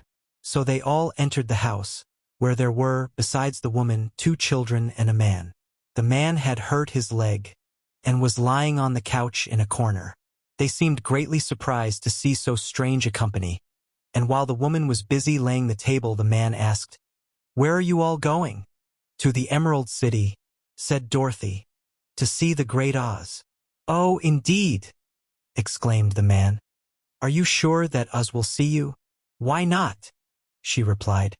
"Why, it is said that he never lets anyone come into his presence. I have been to the Emerald City many times, and it is a beautiful and wonderful place. But I have never been permitted to see the Great Oz, nor do I know of any living person who has seen him." "Does he never go out?" asked the Scarecrow. "Never. He sits day after day in the great throne room of his palace, and even those who wait upon him do not see him face to face." "What is he like?" asked the girl. "That is hard to tell," said the man thoughtfully. "You see, Oz is a great wizard, and can take on any form he wishes. So that some say he looks like a bird, and some say he looks like an elephant, and some say he looks like a cat. To others he appears as a beautiful fairy, or a brownie, or in any other form that pleases him. But who the real Oz is, when he is in his own form, no living person can tell." "That is very strange," said Dorothy. "But we must try, in some way, to see him, or we shall have made our journey for nothing." "Why do you wish to see the terrible Oz?" asked the man. "I want him to give me some brains," said the Scarecrow eagerly. "Oh, Oz could do that easily enough," declared the man. "He has more brains than he needs." "And I want him to give me a heart," said the Tin Woodman. "That will not trouble him," continued the man. "For Oz has a large collection of hearts, of all sizes and shapes." "And I want him to give me courage," said the Cowardly Lion. "Oz keeps a great pot of courage in his throne room," said the man, "which he has covered with a golden plate to keep it from running over. He will be glad to give you some." "And I want him to send me back to Kansas," said Dorothy. "Where is Kansas?" asked the man with surprise. "I don't know," replied Dorothy sorrowfully. "But it is my home, and I'm sure it's somewhere." "Very likely. Well, Oz can do anything, so I suppose he will find Kansas for you. But first you must get to see him, and that will be a hard task. For the Great Wizard does not like to see anyone, and he usually has his own way. But what do you want?" he continued, speaking to Toto. Toto only wagged his tail, for strange to say, he could not speak. The woman now called to them that supper was ready. So they gathered around the table, and Dorothy ate some delicious porridge and a dish of scrambled eggs and a plate of nice white bread, and enjoyed her meal. The lion ate some of the porridge but did not care for it, saying it was made from oats, and oats were food for horses, not for lions. The Scarecrow and the Tin Woodman ate nothing at all. Toto ate a little of everything, and was glad to get a good supper again. The woman now gave Dorothy a bed to sleep in, and Toto lay down beside her, while the lion guarded the door of her room so she might not be disturbed. The Scarecrow and the Tin Woodman stood up in a corner and kept quiet all night, although of course they could not sleep. The next morning, as soon as the sun was up, they started on their way, and soon saw a beautiful green glow in the sky just before them.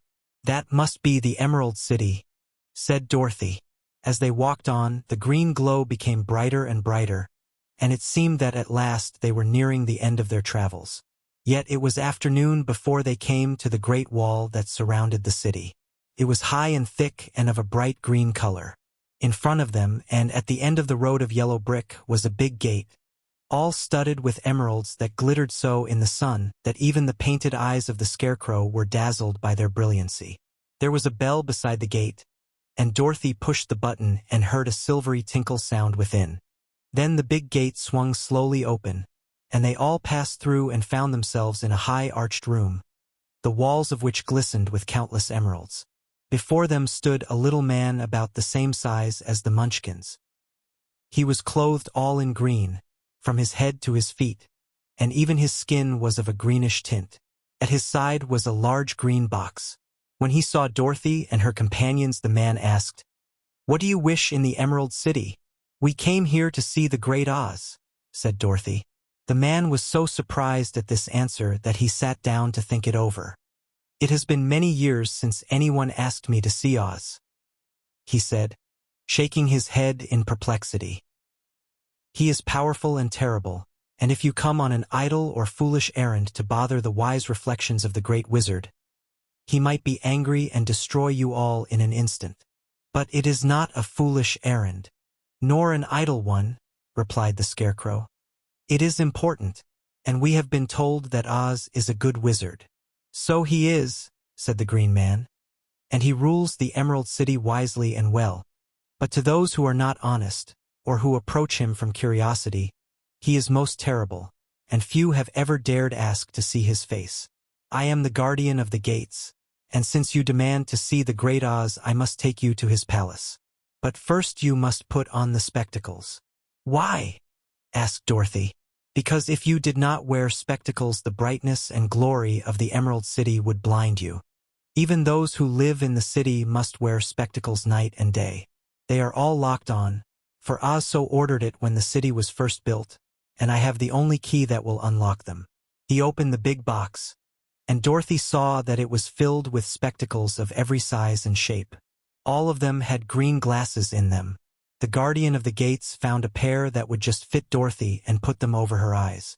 There were 2 golden bands fastened to them that passed around the back of her head, where they were locked together by a little key that was at the end of a chain the guardian of the gates wore around his neck. When they were on, Dorothy could not take them off had she wished, but of course she did not wish to be blinded by the glare of the Emerald City, so she said nothing. Then the Green Man fitted spectacles for the Scarecrow and the Tin Woodman and the Lion, and even on little Toto, and all were locked fast with the key. Then the guardian of the gates put on his own glasses and told them he was ready to show them to the palace. Taking a big golden key from a peg on the wall, he opened another gate, and they all followed him through the portal into the streets of the Emerald City. Even with eyes protected by the green spectacles, Dorothy and her friends were at first dazzled by the brilliancy of the wonderful city. The streets were lined with beautiful houses all built of green marble and studded everywhere with sparkling emeralds. They walked over a pavement of the same green marble, and where the blocks were joined together were rows of emeralds, set closely and glittering in the brightness of the sun. The window panes were of green glass. Even the sky above the city had a green tint, and the rays of the sun were green. There were many people, men, women, and children, walking about, and these were all dressed in green clothes and had greenish skins. They looked at Dorothy and her strangely assorted company with wondering eyes, and the children all ran away and hid behind their mothers when they saw the lion. But no one spoke to them. Many shops stood in the street, and Dorothy saw that everything in them was green. Green candy and green popcorn were offered for sale, as well as green shoes, green hats, and green clothes of all sorts. At one place a man was selling green lemonade, and when the children bought it, Dorothy could see that they paid for it with green pennies. There seemed to be no horses nor animals of any kind. The men carried things around in little green carts, which they pushed before them. Everyone seemed happy and contented and prosperous. The guardian of the gates led them through the streets until they came to a big building, exactly in the middle of the city, which was the Palace of Oz, the Great Wizard. There was a soldier before the door, dressed in a green uniform and wearing a long green beard. "Here are strangers," said the guardian of the gates to him, "and they demand to see the Great Oz." "Step inside," answered the soldier, "and I will carry your message to him." So they passed through the palace gates and were led into a big room with a green carpet and lovely green furniture set with emeralds. The soldier made them all wipe their feet upon a green mat before entering this room. And when they were seated, he said politely, "Please make yourselves comfortable while I go to the door of the throne room and tell us you are here." They had to wait a long time before the soldier returned. When, at last, he came back, Dorothy asked, "Have you seen Oz?" "Oh, no," returned the soldier.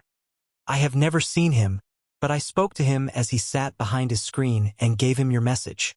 He said he will grant you an audience, if you so desire, but each one of you must enter his presence alone, and he will admit but one each day. Therefore, as you must remain in the palace for several days, I will have you shown to rooms where you may rest in comfort after your journey."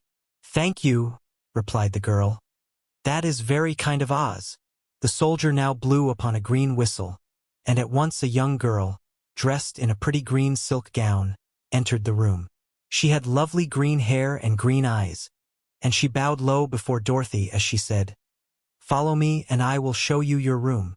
So Dorothy said goodbye to all her friends except Toto, and taking the dog in her arms followed the green girl through 7 passages and up 3 flights of stairs until they came to a room at the front of the palace. It was the sweetest little room in the world, with a soft, comfortable bed that had sheets of green silk and a green velvet counterpane. There was a tiny fountain in the middle of the room that shot a spray of green perfume into the air, to fall back into a beautifully carved green marble basin. Beautiful green flowers stood in the windows, and there was a shelf with a row of little green books.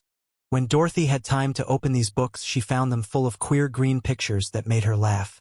They were so funny.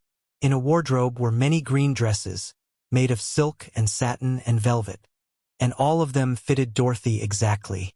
"Make yourself perfectly at home," said the green girl, "and if you wish for anything, ring the bell. Oz will send for you tomorrow morning." She left Dorothy alone and went back to the others.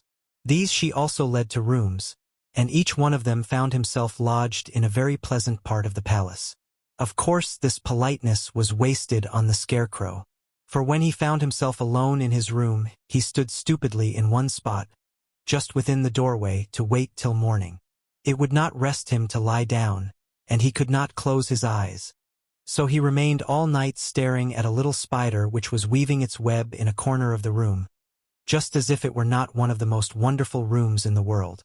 The Tin Woodman lay down on his bed from force of habit, for he remembered when he was made of flesh. But not being able to sleep, he passed the night moving his joints up and down to make sure they kept in good working order.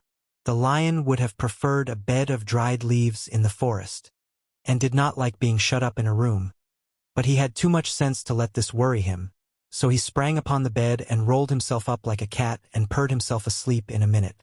The next morning, after breakfast, the Green Maiden came to fetch Dorothy, and she dressed her in one of the prettiest gowns, made of green brocaded satin. Dorothy put on a green silk apron and tied a green ribbon around Toto's neck, and they started for the throne room of the Great Oz. First they came to a great hall in which were many ladies and gentlemen of the court, all dressed in rich costumes. These people had nothing to do but talk to each other, but they always came to wait outside the throne room every morning, although they were never permitted to see Oz. As Dorothy entered, they looked at her curiously, and one of them whispered, "Are you really going to look upon the face of Oz the Terrible?" "Of course," answered the girl, "if he will see me." "Oh, he will see you," said the soldier who had taken her message to the wizard, "although he does not like to have people ask to see him. Indeed, at first he was angry and said I should send you back where you came from. Then he asked me what you looked like, and when I mentioned your silver shoes, he was very much interested. At last I told him about the mark upon your forehead, and he decided he would admit you to his presence." Just then a bell rang, and the green girl said to Dorothy, "That is the signal. You must go into the throne room alone." She opened a little door and Dorothy walked boldly through and found herself in a wonderful place. It was a big, round room with a high arched roof, and the walls and ceiling and floor were covered with large emeralds set closely together. In the center of the roof was a great light, as bright as the sun, which made the emeralds sparkle in a wonderful manner. But what interested Dorothy most was the big throne of green marble that stood in the middle of the room. It was shaped like a chair and sparkled with gems, as did everything else. In the center of the chair was an enormous head, without a body to support it or any arms or legs whatever. There was no hair upon this head, but it had eyes and a nose and mouth, and was much bigger than the head of the biggest giant. As Dorothy gazed upon this in wonder and fear, the eyes turned slowly and looked at her sharply and steadily. Then the mouth moved, and Dorothy heard a voice say, "I am Oz, the great and terrible. Who are you, and why do you seek me?" It was not such an awful voice as she had expected to come from the big head, so she took courage and answered, "I am Dorothy, the small and meek. I have come to you for help." The eyes looked at her thoughtfully for a full minute. Then said the voice, "Where did you get the silver shoes?" "I got them from the Wicked Witch of the East, when my house fell on her and killed her," she replied. "Where did you get the mark upon your forehead?" continued the voice. "That is where the good witch of the north kissed me when she bade me goodbye and sent me to you," said the girl. Again the eyes looked at her sharply, and they saw she was telling the truth. Then Oz asked, "What do you wish me to do?" "Send me back to Kansas, where my Aunt Em and Uncle Henry are," she answered earnestly. "I don't like your country, although it is so beautiful, and I am sure Aunt Em will be dreadfully worried over my being away so long." The eyes winked 3 times, and then they turned up to the ceiling and down to the floor and rolled around so queerly that they seemed to see every part of the room. And at last they looked at Dorothy again. "Why should I do this for you?" asked Oz. "Because you are strong and I am weak. Because you are a great wizard and I am only a little girl." "But you were strong enough to kill the wicked witch of the East," said Oz. "That just happened," returned Dorothy simply. "I could not help it." "Well," said the head, "I will give you my answer. You have no right to expect me to send you back to Kansas unless you do something for me in return. In this country, everyone must pay for everything he gets. If you wish me to use my magic power to send you home again, you must do something for me first. Help me and I will help you." "What must I do?" asked the girl. "Kill the wicked witch of the West," answered Oz. "But I cannot," exclaimed Dorothy, greatly surprised. "You killed the witch of the East and you wear the silver shoes, which bear a powerful charm. There is now but one wicked witch left in all this land, and when you can tell me she is dead, I will send you back to Kansas, but not before." The little girl began to weep. She was so much disappointed, and the eyes winked again and looked upon her anxiously, as if the great Oz felt that she could help him if she would. "I never killed anything willingly," she sobbed. "Even if I wanted to, how could I kill the wicked witch? If you, who are great and terrible, cannot kill her yourself, how do you expect me to do it?" "I do not know," said the head. "But that is my answer, and until the wicked witch dies you will not see your uncle and aunt again. Remember that the witch is wicked, tremendously wicked, and ought to be killed. Now go, and do not ask to see me again until you have done your task." Sorrowfully Dorothy left the throne room and went back where the lion and the Scarecrow and the Tin Woodman were waiting to hear what Oz had said to her. "There is no hope for me," she said sadly, "for Oz will not send me home until I have killed the wicked witch of the West, and that I can never do." Her friends were sorry, but could do nothing to help her. So Dorothy went to her own room and lay down on the bed and cried herself to sleep. The next morning the soldier with the green whiskers came to the Scarecrow and said, "Come with me, for Oz has sent for you." So the Scarecrow followed him and was admitted into the great throne room, where he saw, sitting in the emerald throne, a most lovely lady. She was dressed in green silk gauze and wore upon her flowing green locks a crown of jewels. Growing from her shoulders were wings, gorgeous in color and so light that they fluttered if the slightest breath of air reached them.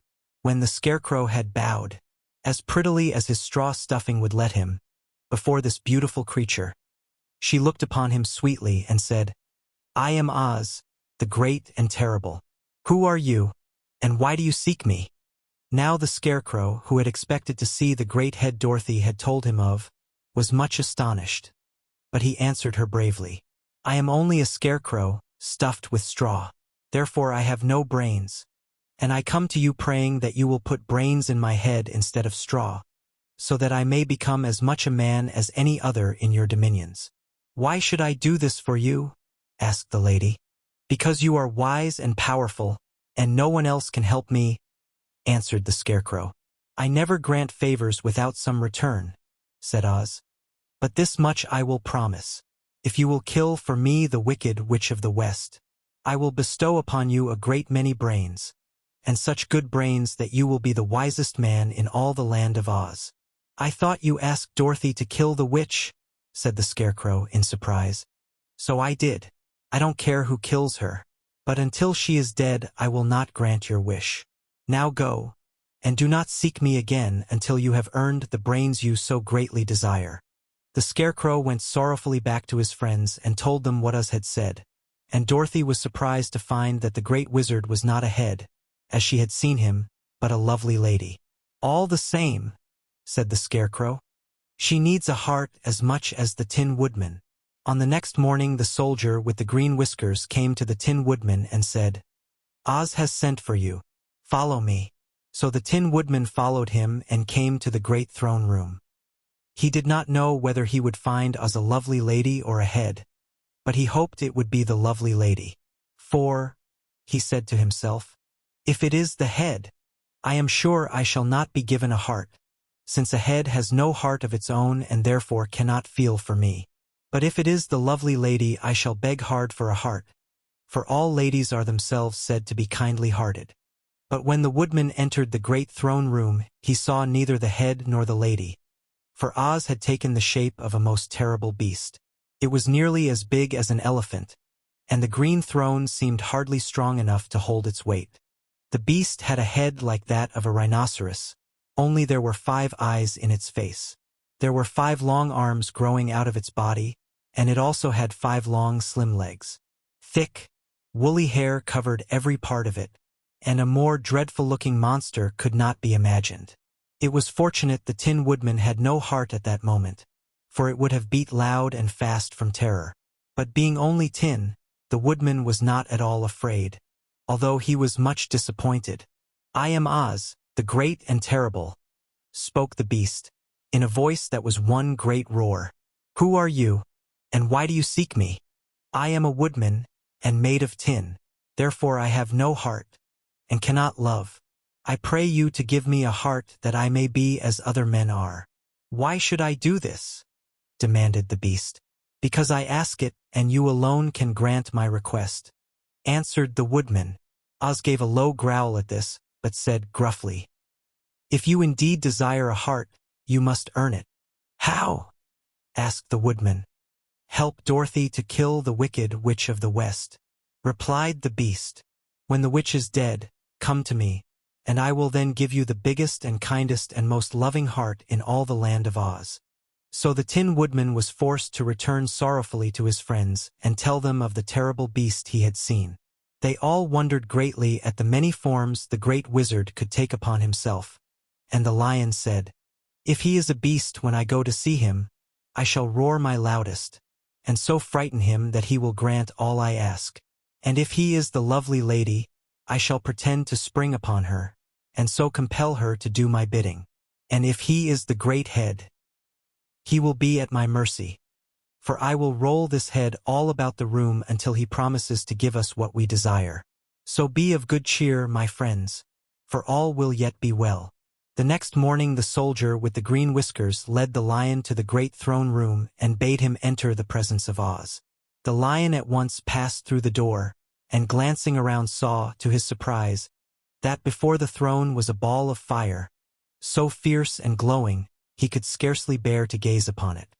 His first thought was that Oz had by accident caught on fire and was burning up, but when he tried to go nearer, the heat was so intense that it singed his whiskers, and he crept back tremblingly to a spot nearer the door.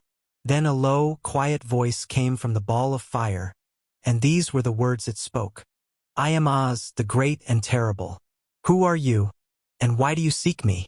And the lion answered, "I am a cowardly lion, afraid of everything.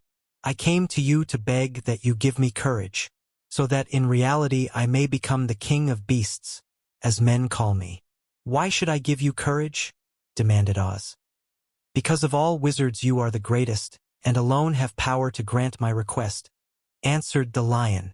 The ball of fire burned fiercely for a time, and the voice said, "Bring me proof that the wicked witch is dead, and that moment I will give you courage.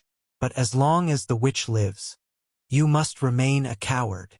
The lion was angry at this speech, but could say nothing in reply, and while he stood silently gazing at the ball of fire it became so furiously hot that he turned tail and rushed from the room. He was glad to find his friends waiting for him, and told them of his terrible interview with the wizard. "What shall we do now?" asked Dorothy sadly. "There is only one thing we can do," returned the lion, "and that is to go to the land of the Winkies, seek out the wicked witch and destroy her." "But suppose we cannot," said the girl. "Then I shall never have courage," declared the lion. "And I shall never have brains," added the Scarecrow. "And I shall never have a heart," spoke the Tin Woodman. "And I shall never see Aunt Em and Uncle Henry," said Dorothy, beginning to cry. "Be careful," cried the green girl. "The tears will fall on your green silk gown and spot it." So Dorothy dried her eyes and said, "I suppose we must try it, but I am sure I do not want to kill anybody, even to see Aunt Em again." "I will go with you, but I'm too much of a coward to kill the witch," said the lion. "I will go too," declared the Scarecrow. "But I shall not be of much help to you, I am such a fool." "I haven't the heart to harm even a witch," remarked the Tin Woodman. "But if you go, I certainly shall go with you." Therefore it was decided to start upon their journey the next morning, and the woodman sharpened his axe on a green grindstone and had all his joints properly oiled. The Scarecrow stuffed himself with fresh straw, and Dorothy put new paint on his eyes that he might see better. The green girl, who was very kind to them, filled Dorothy's basket with good things to eat, and fastened a little bell around Toto's neck with a green ribbon. They went to bed quite early and slept soundly until daylight, when they were awakened by the crowing of a green cock that lived in the backyard of the palace, and the cackling of a hen that had laid a green egg. The soldier with the green whiskers led them through the streets of the Emerald City until they reached the room where the guardian of the gates lived. This officer unlocked their spectacles to put them back in his great box, and then he politely opened the gate for our friends. "Which road leads to the Wicked Witch of the West?" asked Dorothy. "There is no road," answered the guardian of the gates. "No one ever wishes to go that way." "How, then, are we to find her?" inquired the girl. "That will be easy," replied the man. "For when she knows you are in the country of the Winkies, she will find you and make you all her slaves." "Perhaps not," said the Scarecrow, "for we mean to destroy her." "Oh, that is different," said the guardian of the gates. "No one has ever destroyed her before, so I naturally thought she would make slaves of you, as she has of the rest. But take care, for she is wicked and fierce, and may not allow you to destroy her. Keep to the west, where the sun sets, and you cannot fail to find her." They thanked him and bade him goodbye, and turned toward the west, walking over fields of soft grass dotted here and there with daisies and buttercups. Dorothy still wore the pretty silk dress she had put on in the palace, but now, to her surprise, she found it was no longer green, but pure white. The ribbon around Toto's neck had also lost its green color and was as white as Dorothy's dress. The Emerald City was soon left far behind. As they advanced, the ground became rougher and hillier, for there were no farms nor houses in this country of the West, and the ground was untilled. In the afternoon the sun shone hot in their faces, for there were no trees to offer them shade, so that before night Dorothy and Toto and the lion were tired, and lay down upon the grass and fell asleep, with the woodman and the Scarecrow keeping watch. Now the Wicked Witch of the West had but one eye, yet that was as powerful as a telescope, and could see everywhere. So, as she sat in the door of her castle, she happened to look around and saw Dorothy lying asleep, with her friends all about her. They were a long distance off, but the Wicked Witch was angry to find them in her country. So she blew upon a silver whistle that hung around her neck. At once there came running to her from all directions a pack of great wolves. They had long legs and fierce eyes and sharp teeth. "Go to those people," said the witch, "and tear them to pieces." "Are you not going to make them your slaves?" asked the leader of the wolves. "No," she answered. "One is of tin and one of straw. One is a girl and another a lion. None of them is fit to work, so you may tear them into small pieces." "Very well," said the wolf, and he dashed away at full speed, followed by the others. It was lucky the Scarecrow and the woodman were wide awake and heard the wolves coming. "This is my fight," said the woodman. "So get behind me and I will meet them as they come." He seized his axe, which he had made very sharp, and as the leader of the wolves came on, the Tin Woodman swung his arm and chopped the wolf's head from its body, so that it immediately died. As soon as he could raise his axe, another wolf came up, and he also fell under the sharp edge of the Tin Woodman's weapon. There were 40 wolves, and 40 times a wolf was killed, so that at last they all lay dead in a heap before the woodman.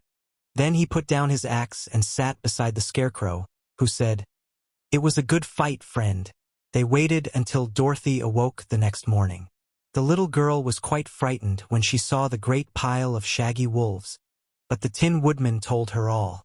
She thanked him for saving them and sat down to breakfast, after which they started again upon their journey. Now this same morning the Wicked Witch came to the door of her castle and looked out with her one eye that could see far off. She saw all her wolves lying dead, and the strangers still traveling through her country. This made her angrier than before, and she blew her silver whistle twice. Straightway a great flock of wild crows came flying toward her, enough to darken the sky. And the Wicked Witch said to the King Crow, "Fly at once to the strangers. Peck out their eyes and tear them to pieces." The wild crows flew in one great flock toward Dorothy and her companions. When the little girl saw them coming she was afraid. But the Scarecrow said, "This is my battle, so lie down beside me and you will not be harmed." So they all lay upon the ground except the Scarecrow, and he stood up and stretched out his arms.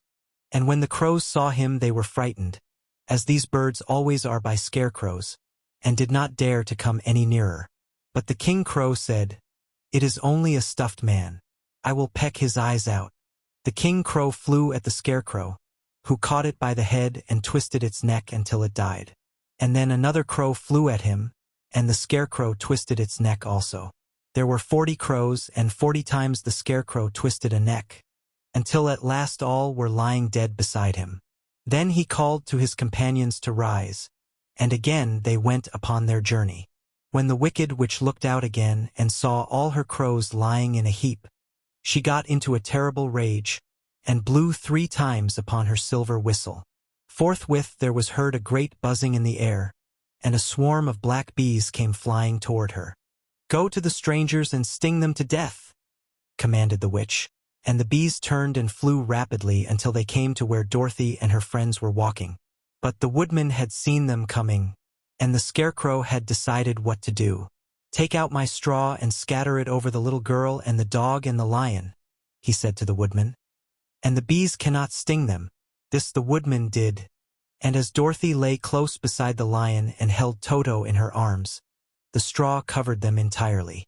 The bees came and found no one but the woodman to sting, so they flew at him and broke off all their stings against the tin, without hurting the woodman at all.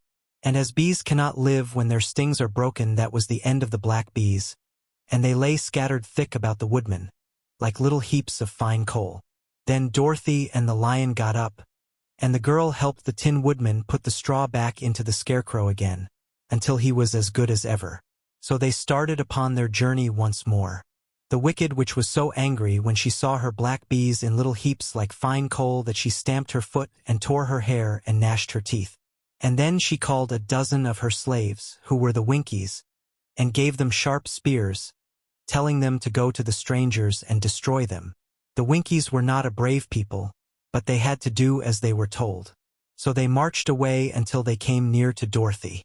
Then the lion gave a great roar and sprang towards them, and the poor Winkies were so frightened that they ran back as fast as they could. When they returned to the castle, the Wicked Witch beat them well with a strap, and sent them back to their work, after which she sat down to think what she should do next. She could not understand how all her plans to destroy these strangers had failed. But she was a powerful witch as well as a wicked one, and she soon made up her mind how to act. There was, in her cupboard, a golden cap, with a circle of diamonds and rubies running round it. This golden cap had a charm. Whoever owned it could call 3 times upon the winged monkeys, who would obey any order they were given. But no person could command these strange creatures more than 3 times. Twice already the Wicked Witch had used the charm of the cap. Once was when she had made the Winkies her slaves, and set herself to rule over their country. The winged monkeys had helped her do this. The second time was when she had fought against the great Oz himself, and driven him out of the land of the West. The winged monkeys had also helped her in doing this. Only once more could she use this golden cap, for which reason she did not like to do so until all her other powers were exhausted. But now that her fierce wolves and her wild crows and her stinging bees were gone, and her slaves had been scared away by the cowardly lion, she saw there was only one way left to destroy Dorothy and her friends. So the Wicked Witch took the golden cap from her cupboard and placed it upon her head. Then she stood upon her left foot and said, slowly, "Epp, peppi, kaku." Next she stood upon her right foot and said, "Hillo, holo, hello." After this she stood upon both feet and cried in a loud voice, "Zizawai, zizawai zik." Now the charm began to work. The sky was darkened, and a low rumbling sound was heard in the air. There was a rushing of many wings, a great chattering and laughing, and the sun came out of the dark sky to show the wicked which surrounded by a crowd of monkeys, each with a pair of immense and powerful wings on his shoulders. One, much bigger than the others, seemed to be their leader. He flew close to the witch and said, "You have called us for the third and last time. What do you command?" "Go to the strangers who are within my land and destroy them all except the lion," said the wicked witch. "Bring that beast to me, for I have a mind to harness him like a horse and make him work." "Your commands shall be obeyed," said the leader. Then, with a great deal of chattering and noise, the winged monkeys flew away to the place where Dorothy and her friends were walking. Some of the monkeys seized the Tin Woodman and carried him through the air until they were over a country thickly covered with sharp rocks. Here they dropped the poor woodman, who fell a great distance to the rocks, where he lay so battered and dented that he could neither move nor groan. Others of the monkeys caught the Scarecrow, and with their long fingers pulled all of the straw out of his clothes and head. They made his hat and boots and clothes into a small bundle and threw it into the top branches of a tall tree. The remaining monkeys threw pieces of stout rope around the lion and wound many coils about his body and head and legs, until he was unable to bite or scratch or struggle in any way. Then they lifted him up and flew away with him to the witch's castle, where he was placed in a small yard with a high iron fence around it, so that he could not escape. But Dorothy they did not harm at all. She stood, with Toto in her arms, watching the sad fate of her comrades and thinking it would soon be her turn. The leader of the winged monkeys flew up to her, his long, hairy arms stretched out and his ugly face grinning terribly. But he saw the mark of the good witch's kiss upon her forehead and stopped short, motioning the others not to touch her. "We dare not harm this little girl," he said to them, "for she is protected by the power of good, and that is greater than the power of evil. All we can do is to carry her to the castle of the wicked witch and leave her there." So, carefully and gently, they lifted Dorothy in their arms and carried her swiftly through the air until they came to the castle, where they set her down upon the front doorstep. Then the leader said to the witch, "We have obeyed you as far as we were able. The Tin Woodman and the Scarecrow are destroyed, and the lion is tied up in your yard. The little girl we dare not harm, nor the dog she carries in her arms. Your power over our band is now ended, and you will never see us again." Then all the winged monkeys, with much laughing and chattering and noise, flew into the air and were soon out of sight. The wicked witch was both surprised and worried when she saw the mark on Dorothy's forehead, for she knew well that neither the winged monkeys nor she, herself, dare hurt the girl in any way. She looked down at Dorothy's feet, and seeing the silver shoes, began to tremble with fear, for she knew what a powerful charm belonged to them. At first the witch was tempted to run away from Dorothy, but she happened to look into the child's eyes and saw how simple the soul behind them was, and that the little girl did not know of the wonderful power the silver shoes gave her. So the wicked witch laughed to herself and thought, "I can still make her my slave, for she does not know how to use her power." Then she said to Dorothy, harshly and severely, "Come with me, and see that you mind everything I tell you, for if you do not I will make an end of you, as I did of the Tin Woodman and the Scarecrow." Dorothy followed her through many of the beautiful rooms in her castle until they came to the kitchen, where the witch bade her clean the pots and kettles and sweep the floor and keep the fire fed with wood. Dorothy went to work meekly, with her mind made up to work as hard as she could, for she was glad the wicked witch had decided not to kill her. With Dorothy hard at work, the witch thought she would go into the courtyard and harness the cowardly lion like a horse. It would amuse her, she was sure, to make him draw her chariot whenever she wished to go to drive. But as she opened the gate the lion gave a loud roar and bounded at her so fiercely that the witch was afraid, and ran out and shut the gate again. "If I cannot harness you," said the witch to the lion, speaking through the bars of the gate, I can starve you. You shall have nothing to eat until you do as I wish." So after that she took no food to the imprisoned lion. But every day she came to the gate at noon and asked, "Are you ready to be harnessed like a horse?" And the lion would answer, "No. If you come in this yard, I will bite you." The reason the lion did not have to do as the witch wished was that every night, while the woman was asleep, Dorothy carried him food from the cupboard.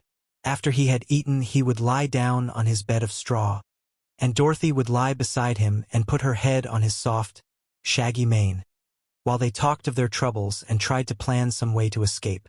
But they could find no way to get out of the castle, for it was constantly guarded by the yellow Winkies, who were the slaves of the wicked witch and too afraid of her not to do as she told them.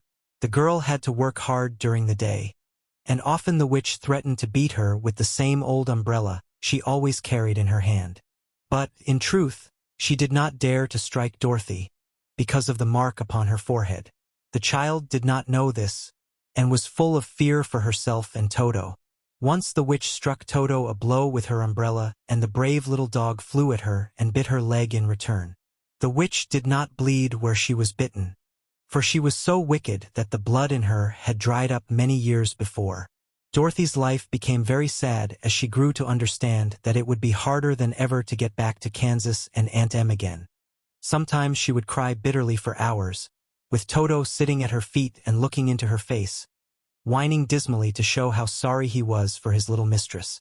Toto did not really care whether he was in Kansas or the land of Oz so long as Dorothy was with him, but he knew the little girl was unhappy, and that made him unhappy too.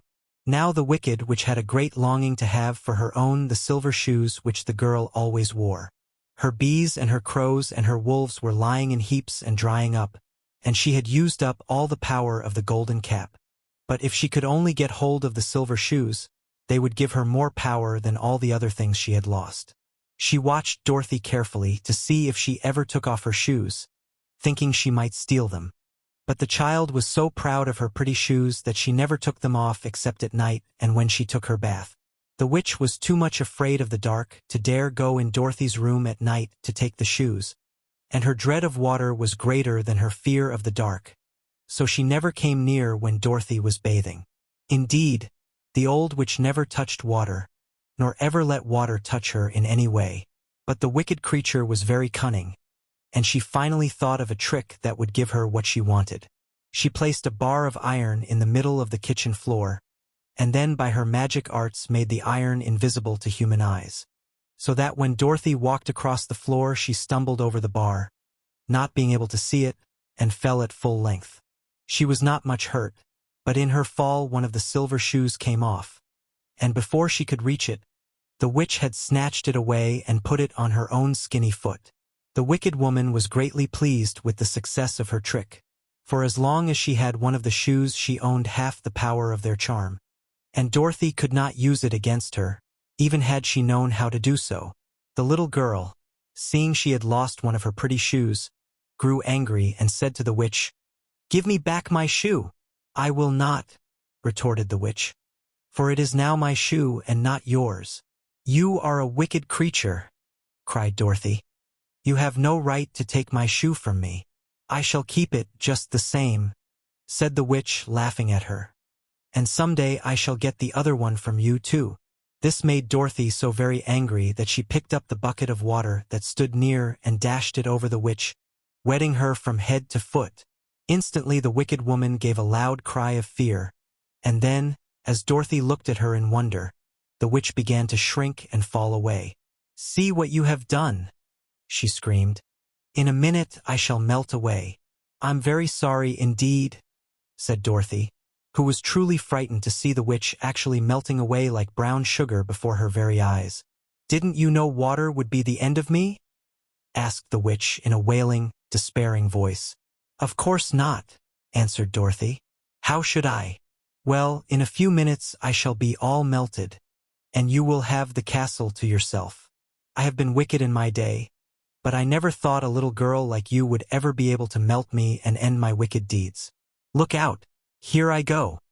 With these words the witch fell down in a brown, melted, shapeless mass and began to spread over the clean boards of the kitchen floor. Seeing that she had really melted away to nothing, Dorothy drew another bucket of water and threw it over the mess. She then swept it all out the door. After picking out the silver shoe, which was all that was left of the old woman, she cleaned and dried it with a cloth, and put it on her foot again. Then, being at last free to do as she chose, she ran out to the courtyard to tell the lion that the wicked witch of the West had come to an end, and that they were no longer prisoners in a strange land. The cowardly lion was much pleased to hear that the wicked witch had been melted by a bucket of water, and Dorothy at once unlocked the gate of his prison and set him free. They went in together to the castle, where Dorothy's first act was to call all the Winkies together and tell them that they were no longer slaves. There was great rejoicing among the yellow Winkies, for they had been made to work hard during many years for the wicked witch, who had always treated them with great cruelty. They kept this day as a holiday, then and ever after, and spent the time in feasting and dancing. "If our friends, the Scarecrow and the Tin Woodman, were only with us," said the lion, "I should be quite happy." "Don't you suppose we could rescue them?" asked the girl anxiously. "We can try," answered the lion. So they called the yellow Winkies and asked them if they would help to rescue their friends, and the Winkies said that they would be delighted to do all in their power for Dorothy, who had set them free from bondage. So she chose a number of the Winkies who looked as if they knew the most, and they all started away. They traveled that day and part of the next until they came to the rocky plain where the Tin Woodman lay, all battered and bent. His axe was near him, but the blade was rusted and the handle broken off short. The Winkies lifted him tenderly in their arms and carried him back to the yellow castle again, Dorothy shedding a few tears by the way at the sad plight of her old friend, and the lion looking sober and sorry. When they reached the castle, Dorothy said to the Winkies, "Are any of your people tinsmiths?"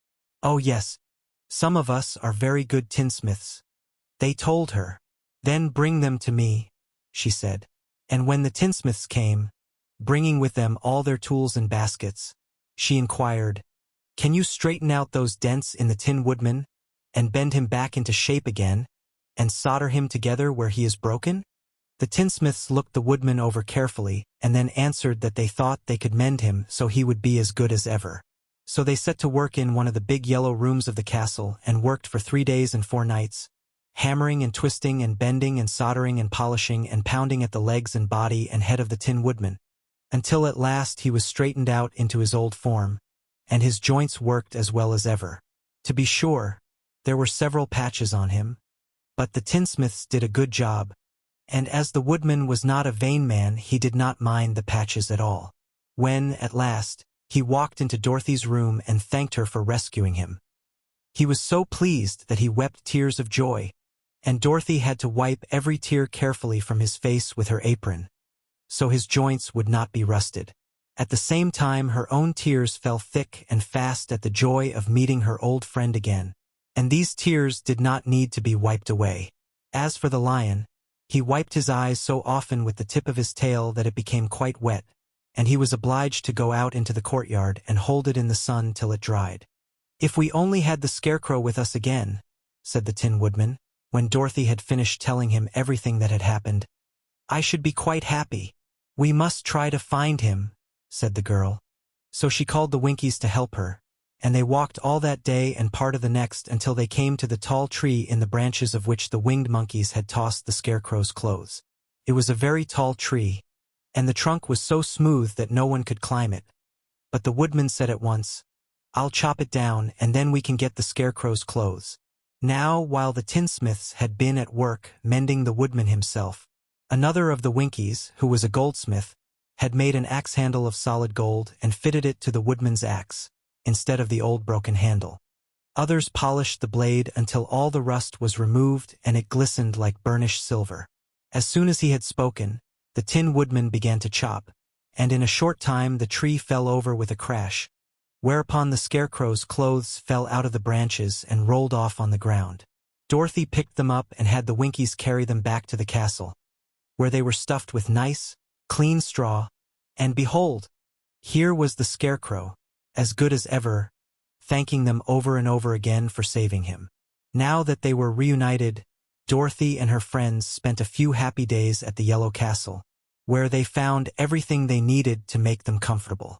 But one day the girl thought of Aunt Em and said, "We must go back to Oz and claim his promise."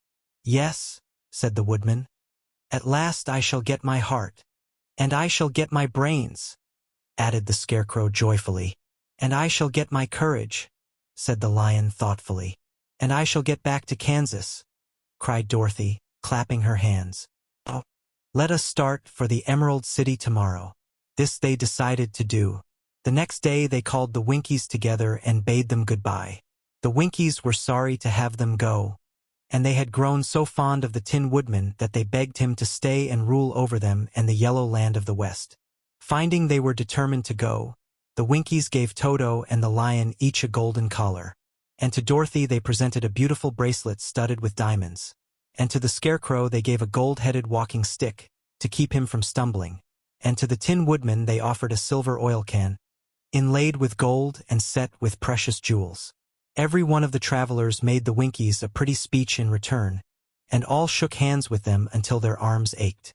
Dorothy went to the witch's cupboard to fill her basket with food for the journey, and there she saw the golden cap.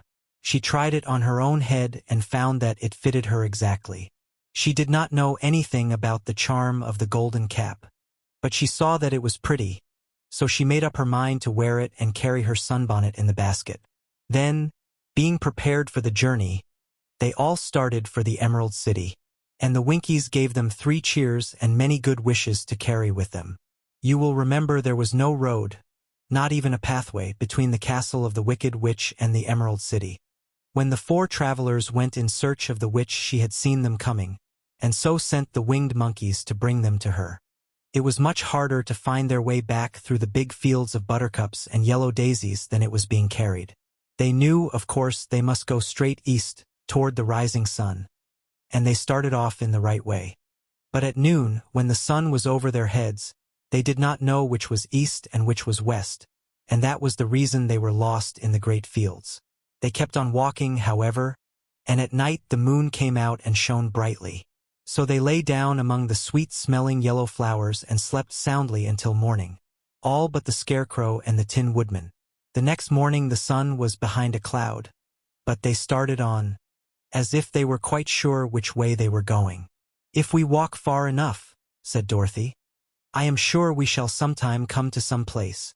But day by day passed away, and they still saw nothing before them but the scarlet fields.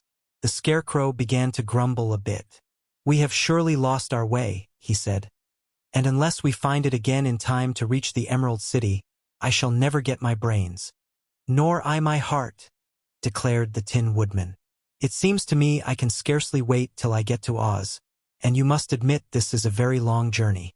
"You see," said the cowardly lion with a whimper, "I haven't the courage to keep tramping forever, without getting anywhere at all." Then Dorothy lost heart. She sat down on the grass and looked at her companions, and they sat down and looked at her, and Toto found that, for the first time in his life, he was too tired to chase a butterfly that flew past his head. So he put out his tongue and panted and looked at Dorothy as if to ask what they should do next.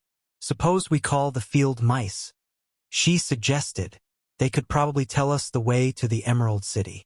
"To be sure they could," cried the Scarecrow. "Why didn't we think of that before?" Dorothy blew the little whistle she had always carried about her neck since the Queen of the Mice had given it to her. In a few minutes they heard the pattering of tiny feet, and many of the small gray mice came running up to her. Among them was the Queen herself, who asked, in her squeaky little voice, "What can I do for my friends?" "We have lost our way," said Dorothy. "Can you tell us where the Emerald City is?" "Certainly," answered the Queen. "But it is a great way off, for you have had it at your backs all this time." Then she noticed Dorothy's golden cap, and said, "Why don't you use the charm of the cap, and call the winged monkeys to you? They will carry you to the city of Oz in less than an hour." "I didn't know there was a charm," answered Dorothy in surprise. "What is it?" "It is written inside the golden cap," replied the Queen of the Mice. "But if you are going to call the winged monkeys, we must run away, for they are full of mischief and think it great fun to plague us." "Won't they hurt me?" asked the girl anxiously. "Oh no, They must obey the wearer of the cap goodbye. And she scampered out of sight, with all the mice hurrying after her. Dorothy looked inside the golden cap and saw some words written upon the lining. These, she thought, must be the charm, so she read the directions carefully and put the cap upon her head. "EPPE, PEPPE, CACU," she said, standing on her left foot. "What did you say?" asked the Scarecrow, who did not know what she was doing. "Hillo, holo, hello," Dorothy went on, standing this time on her right foot. "Hello," replied the Tin Woodman calmly. "Zizzy, zick," said Dorothy, who was now standing on both feet. This ended the saying of the charm, and they heard a great chattering and flapping of wings, as the band of winged monkeys flew up to them. The king bowed low before Dorothy, and asked, "What is your command?" "We wish to go to the Emerald City," said the child, "and we have lost our way." "We will carry you," replied the king. And no sooner had he spoken than two of the monkeys caught Dorothy in their arms and flew away with her. Others took the Scarecrow and the Woodman and the Lion, and one little monkey seized Toto and flew after them, although the dog tried hard to bite him. The Scarecrow and the Tin Woodman were rather frightened at first, for they remembered how badly the winged monkeys had treated them before. But they saw that no harm was intended, so they rode through the air quite cheerfully, and had a fine time looking at the pretty gardens and woods far below them. Dorothy found herself riding easily between two of the biggest monkeys, one of them the king himself. They had made a chair of their hands and were careful not to hurt her. "Why do you have to obey the charm of the golden cap?" she asked. "That is a long story," answered the king with a winged laugh. "But as we have a long journey before us, I will pass the time by telling you about it, if you wish." "I shall be glad to hear it," she replied. "Once," began the leader, "we were a free people, living happily in the great forest, flying from tree to tree, eating nuts and fruit, and doing just as we pleased without calling anybody master. Perhaps some of us were rather too full of mischief at times, flying down to pull the tails of the animals that had no wings, chasing birds and throwing nuts at the people who walked in the forest. But we were careless and happy and full of fun, and enjoyed every minute of the day. This was many years ago, long before Oz came out of the clouds to rule over this land. There lived here then, away at the north, a beautiful princess, who was also a powerful sorceress. All her magic was used to help the people, and she was never known to hurt anyone who was good. Her name was Gayelette, and she lived in a handsome palace built from great blocks of ruby. Everyone loved her, but her greatest sorrow was that she could find no one to love in return, since all the men were much too stupid and ugly to mate with one so beautiful and wise. At last, however, she found a boy who was handsome and manly and wise beyond his years. Gayelette made up her mind that when he grew to be a man she would make him her husband. So she took him to her ruby palace and used all her magic powers to make him as strong and good and lovely as any woman could wish. When he grew to manhood, Quilala, as he was called, was said to be the best and wisest man in all the land, while his manly beauty was so great that Gayelette loved him dearly, and hastened to make everything ready for the wedding. My grandfather was at that time the king of the winged monkeys which lived in the forest near Gayelette's palace, and the old fellow loved a joke better than a good dinner. One day, just before the wedding, my grandfather was flying out with his band when he saw Quilala walking beside the river. He was dressed in a rich costume of pink silk and purple velvet, and my grandfather thought he would see what he could do. At his word the band flew down and seized Quilala, carried him in their arms until they were over the middle of the river, and then dropped him into the water. "Swim out, my fine fellow," cried my grandfather, "and see if the water has spotted your clothes." Quilala was much too wise not to swim, and he was not in the least spoiled by all his good fortune. He laughed when he came to the top of the water and swam in to shore. But when Gayelette came running out to him, she found his silks and velvet all ruined by the river. The princess was angry, and she knew, of course, who did it. She had all the winged monkeys brought before her, and she said at first that their wings should be tied and they should be treated as they had treated Quilala, and dropped in the river. But my grandfather pleaded hard, for he knew the monkeys would drown in the river with their wings tied. And Quilala said a kind word for them also, so that Gaelette finally spared them, on condition that the winged monkeys should ever after do 3 times the bidding of the owner of the golden cap. This cap had been made for a wedding present to Quilala, and it is said to have cost the princess half her kingdom. Of course my grandfather and all the other monkeys at once agreed to the condition, and that is how it happens that we are 3 times the slaves of the owner of the golden cap, whosoever he may be. And what became of them? Asked Dorothy, who had been greatly interested in the story. Quilala being the first owner of the golden cap, replied the monkey.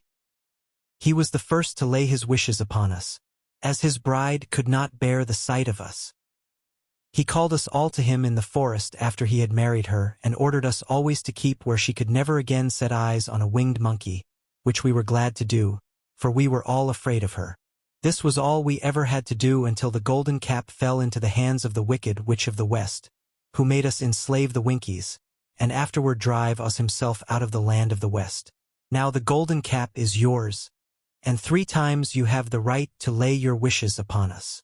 As the Monkey King finished his story, Dorothy looked down and saw the green, shining walls of the Emerald City before them. She wondered at the rapid flight of the monkeys, but was glad the journey was over. The strange creatures set the travelers down carefully before the gate of the city. The king bowed low to Dorothy, and then flew swiftly away, followed by all his band. "That was a good ride," said the little girl. "Yes, and a quick way out of our troubles," replied the lion. "How lucky it was you brought away that wonderful cap." The 4 travelers walked up to the great gate of Emerald City and rang the bell. After ringing several times, it was opened by the same guardian of the gates they had met before. "What? Are you back again?" he asked in surprise. "Do you not see us?" answered the Scarecrow. "But I thought you had gone to visit the wicked witch of the west." "We did visit her," said the Scarecrow. "And she let you go again?" asked the man in wonder. "She could not help it, for she is melted," explained the Scarecrow. "Melted? Well, that is good news indeed," said the man. "Who melted her?" "It was Dorothy," said the lion gravely.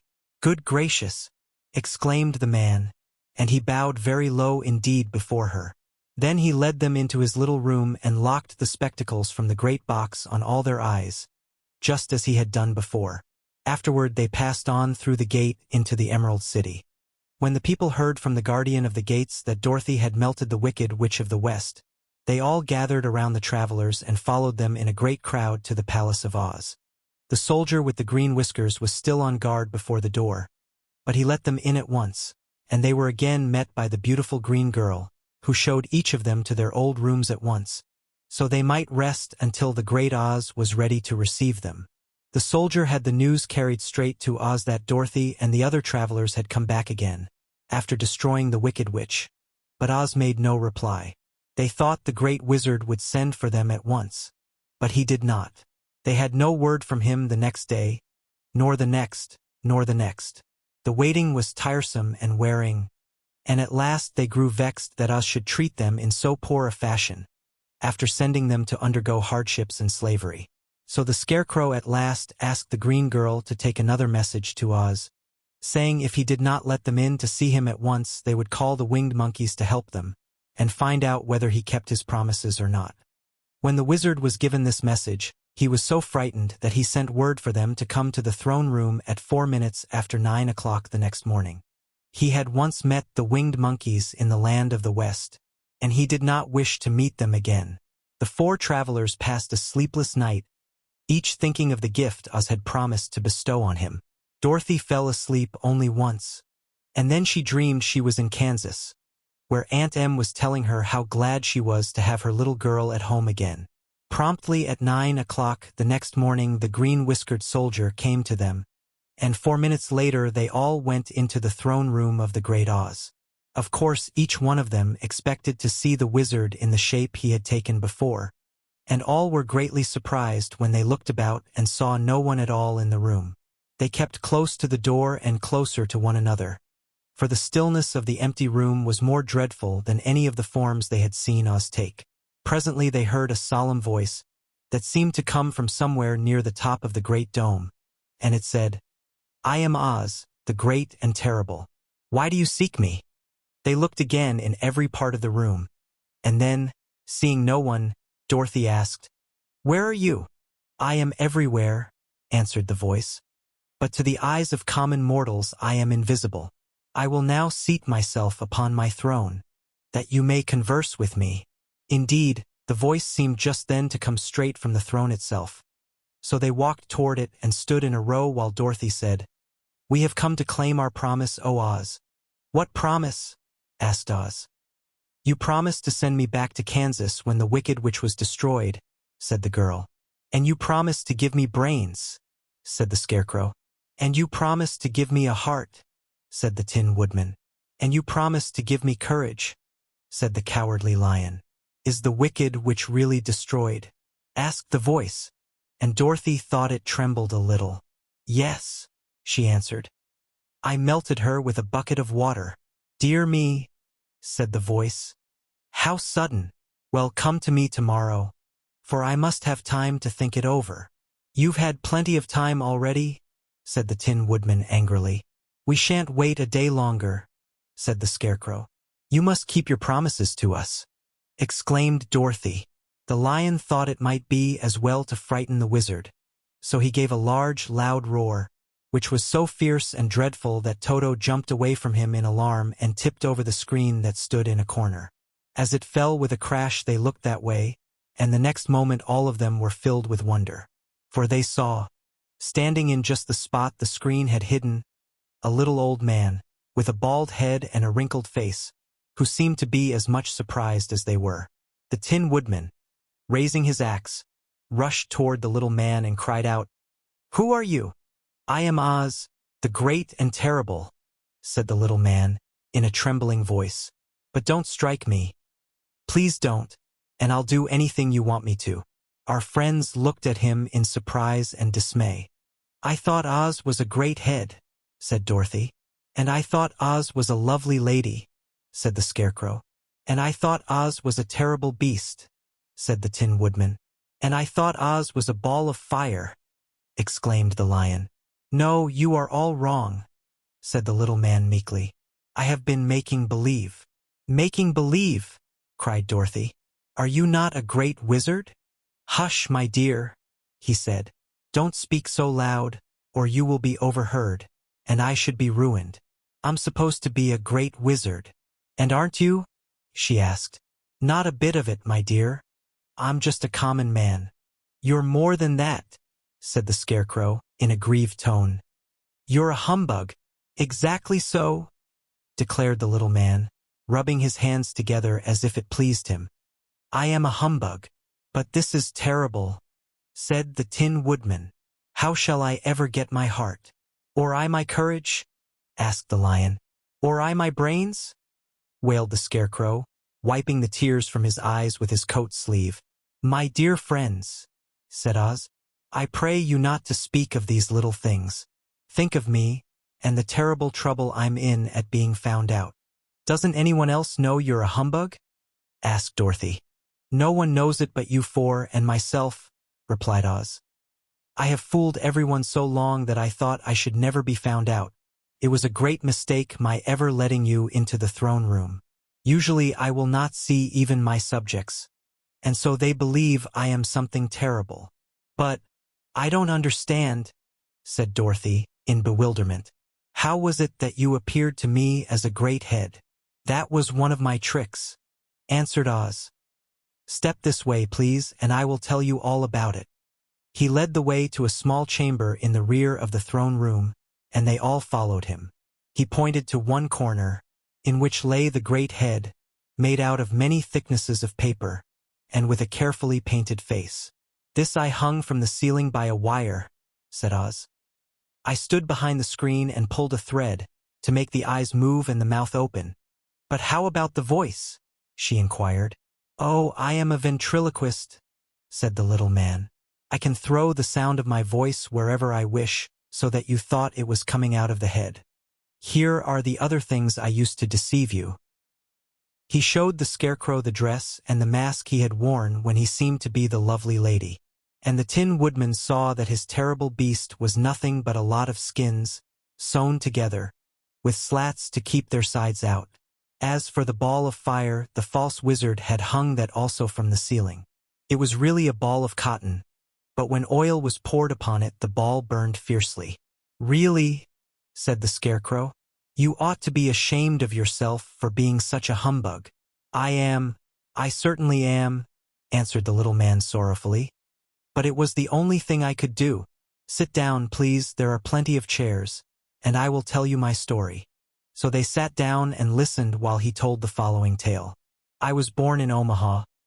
"Why, that isn't very far from Kansas," cried Dorothy. "No, but it's farther from here," he said, shaking his head at her sadly. "When I grew up, I became a ventriloquist, and at that I was very well trained by a great master. I can imitate any kind of a bird or beast." Here he mewed so like a kitten that Toto pricked up his ears and looked everywhere to see where she was. "After a time," continued Oz, "I tired of that and became a balloonist." "What is that?" asked Dorothy. "A man who goes up in a balloon on circus day, so as to draw a crowd of people together and get them to pay to see the circus," he explained. "Oh," she said, "I know. Well, one day I went up in a balloon and the ropes got twisted, so that I couldn't come down again. It went way up above the clouds, so far that a current of air struck it and carried it many, many miles away. For a day and a night I traveled through the air, and on the morning of the second day I awoke and found the balloon floating over a strange and beautiful country. It came down gradually, and I was not hurt a bit, but I found myself in the midst of a strange people, who, seeing me come from the clouds, thought I was a great wizard. Of course I let them think so, because they were afraid of me, and promised to do anything I wished them to. Just to amuse myself and keep the good people busy, I ordered them to build this city and my palace, and they did it all willingly and well. Then I thought, as the country was so green and beautiful, I would call it the Emerald City. And to make the name fit better, I put green spectacles on all the people so that everything they saw was green." "But isn't everything here green?" asked Dorothy. "No more than in any other city," replied Oz.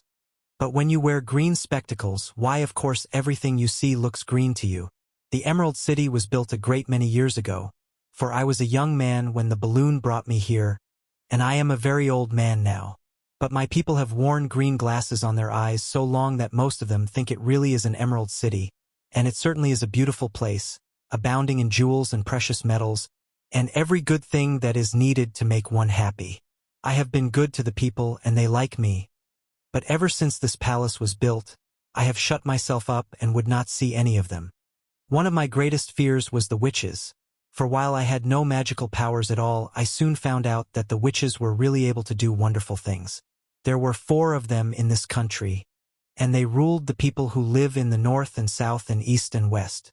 Fortunately, the witches of the north and south were good, and I knew they would do me no harm. But the witches of the east and west were terribly wicked, and had they not thought I was more powerful than they themselves, they would surely have destroyed me. As it was, I lived in deadly fear of them for many years, so you can imagine how pleased I was when I heard your house had fallen on the wicked witch of the east. When you came to me, I was willing to promise anything if you would only do away with the other witch. But now that you have melted her, I am ashamed to say that I cannot keep my promises." "I think you are a very bad man," said Dorothy. "Oh no, my dear. I'm really a very good man, but I'm a very bad wizard, I must admit." "Can't you give me brains?" asked the Scarecrow. "You don't need them. You are learning something every day. A baby has brains, but it doesn't know much. Experience is the only thing that brings knowledge. And the longer you are on Earth, the more experience you are sure to get." "That may all be true," said the Scarecrow, "but I shall be very unhappy unless you give me brains." The false wizard looked at him carefully. "Well," he said with a sigh, "I'm not much of a magician, as I said, but if you will come to me tomorrow morning, I will stuff your head with brains. I cannot tell you how to use them, however. You must find that out for yourself." "Oh, thank you. Thank you," cried the Scarecrow. "I'll find a way to use them, never fear." "But how about my courage?" asked the lion anxiously. "You have plenty of courage, I am sure," answered Oz. "All you need is confidence in yourself. There is no living thing that is not afraid when it faces danger. The true courage is in facing danger when you are afraid, and that kind of courage you have in plenty." "Perhaps I have, but I'm scared just the same," said the lion. "I shall really be very unhappy unless you give me the sort of courage that makes one forget he is afraid." "Very well, I will give you that sort of courage tomorrow," replied Oz. "How about my heart?" asked the Tin Woodman. "Why, as for that," answered Oz, "I think you are wrong to want a heart. It makes most people unhappy. If you only knew it, you are in luck not to have a heart." "That must be a matter of opinion," said the Tin Woodman. "For my part, I will bear all the unhappiness without a murmur, if you will give me the heart." "Very well," answered Oz meekly. "Come to me tomorrow and you shall have a heart. I have played wizard for so many years that I may as well continue the part a little longer." "And now," said Dorothy, "how am I to get back to Kansas?" "We shall have to think about that," replied the little man. "Give me 2 or 3 days to consider the matter and I'll try to find a way to carry you over the desert. In the meantime, you shall all be treated as my guests. And while you live in the palace, my people will wait upon you and obey your slightest wish. There is only one thing I ask in return for my help, such as it is. You must keep my secret and tell no one I am a humbug." They agreed to say nothing of what they had learned, and went back to their rooms in high spirits. Even Dorothy had hoped that the great and terrible humbug, as she called him, would find a way to send her back to Kansas, and if he did, she was willing to forgive him everything. Next morning the Scarecrow said to his friends, "Congratulate me. I am going to Oz to get my brains at last. When I return, I shall be as other men are." "I have always liked you as you were," said Dorothy simply. "It is kind of you to like a scarecrow," he replied. "But surely you will think more of me when you hear the splendid thoughts my new brain is going to turn out." Then he said goodbye to them all in a cheerful voice and went to the throne room, where he rapped upon the door. "Come in," said Oz. The Scarecrow went in and found the little man sitting down by the window, engaged in deep thought. "I have come for my brains," remarked the Scarecrow a little uneasily. "Oh yes. Sit down in that chair, please," replied Oz. "You must excuse me for taking your head off, but I shall have to do it in order to put your brains in their proper place." "That's all right," said the Scarecrow. "You are quite welcome to take my head off, as long as it will be a better one when you put it on again." So the wizard unfastened his head and emptied out the straw. Then he entered the back room and took up a measure of bran, which he mixed with a great many pins and needles. Having shaken them together thoroughly, he filled the top of the Scarecrow's head with the mixture and stuffed the rest of the space with straw, to hold it in place.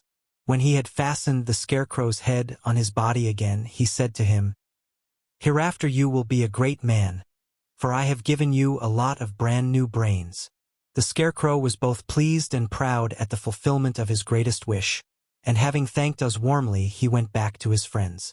Dorothy looked at him curiously. His head was quite bulged out at the top with brains. "How do you feel?" she asked. "I feel wise indeed," he answered earnestly. "When I get used to my brains, I shall know everything." "Why are those needles and pins sticking out of your head?" asked the Tin Woodman. "That is proof that he is sharp," remarked the lion. "Well, I must go to Oz and get my heart," said the woodman. So he walked to the throne room and knocked at the door. "Come in," called Oz, and the woodman entered and said, "I have come for my heart." "Very well," answered the little man, "but I shall have to cut a hole in your breast, so I can put your heart in the right place. I hope it won't hurt you." "Oh no," answered the woodman. "I shall not feel it at all." So Oz brought a pair of tinsmith's shears and cut a small, square hole in the left side of the Tin Woodman's breast. Then, going to a chest of drawers, he took out a pretty heart, made entirely of silk and stuffed with sawdust. "Isn't it a beauty?" he asked. "It is indeed," replied the woodman, who was greatly pleased. "But is it a kind heart?" "Oh, very," answered Oz.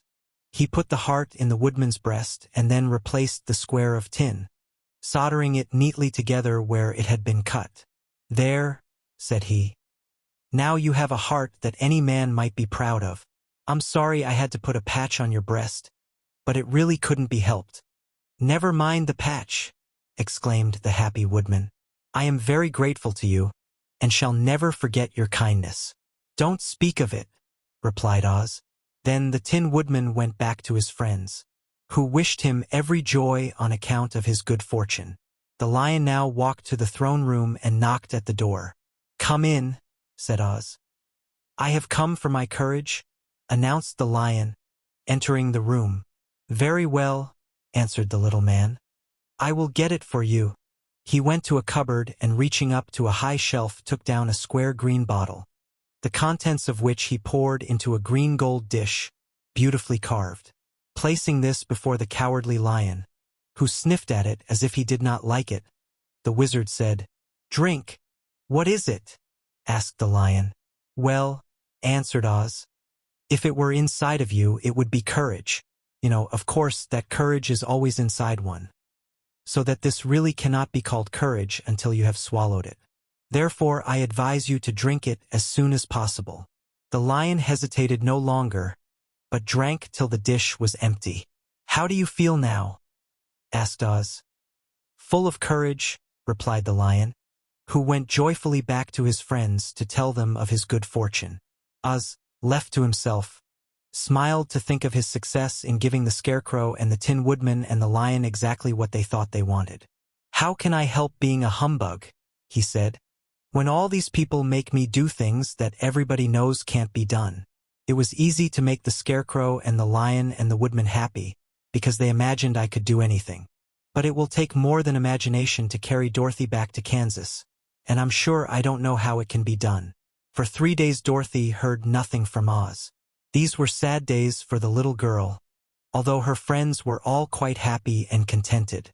The Scarecrow told them there were wonderful thoughts in his head, but he would not say what they were because he knew no one could understand them but himself. When the Tin Woodman walked about he felt his heart rattling around in his breast, and he told Dorothy he had discovered it to be a kinder and more tender heart than the one he had owned when he was made of flesh.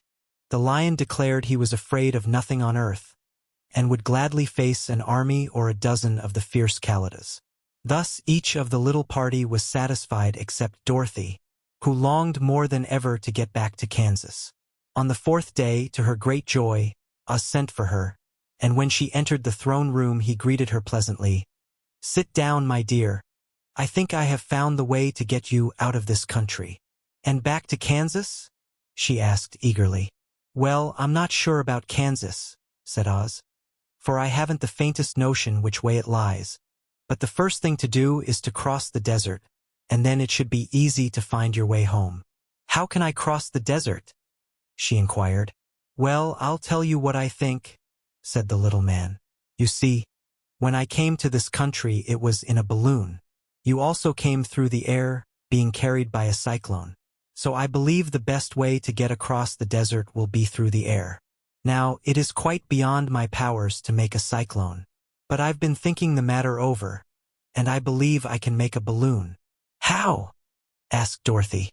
"A balloon," said Oz, "is made of silk, which is coated with glue to keep the gas in it. I have plenty of silk in the palace, so it will be no trouble to make the balloon. But in all this country there is no gas to fill the balloon with, to make it float." "If it won't float," remarked Dorothy, "it will be of no use to us." "True," answered Oz. "But there is another way to make it float, which is to fill it with hot air. Hot air isn't as good as gas, for if the air should get cold the balloon would come down in the desert, and we should be lost." "We?" exclaimed the girl. "Are you going with me?" "Yes, of course," replied Oz. "I am tired of being such a humbug. If I should go out of this palace my people would soon discover I am not a wizard, and then they would be vexed with me for having deceived them. So I have to stay shut up in these rooms all day, and it gets tiresome. I'd much rather go back to Kansas with you and be in a circus again." "I shall be glad to have your company," said Dorothy. "Thank you," he answered. "Now, if you will help me sew the silk together, We will begin to work on our balloon. So Dorothy took a needle and thread, and as fast as Oz cut the strips of silk into proper shape, the girl sewed them neatly together. First there was a strip of light green silk, then a strip of dark green, and then a strip of emerald green. For Oz had a fancy to make the balloon in different shades of the color about them. It took 3 days to sew all the strips together, but when it was finished they had a big bag of green silk more than 20 feet long. Then Oz painted it on the inside with a coat of thin glue to make it airtight, after which he announced that the balloon was ready. "But we must have a basket to ride in," he said. So he sent the soldier with the green whiskers for a big clothes basket, which he fastened with many ropes to the bottom of the balloon. When it was all ready, Oz sent word to his people that he was going to make a visit to a great brother wizard who lived in the clouds. The news spread rapidly throughout the city, and everyone came to see the wonderful sight. Oz ordered the balloon carried out in front of the palace, and the people gazed upon it with much curiosity. The Tin Woodman had chopped a big pile of wood, and now he made a fire of it, and Oz held the bottom of the balloon over the fire so that the hot air that arose from it would be caught in the silken bag. Gradually the balloon swelled out and rose into the air, until finally the basket just touched the ground.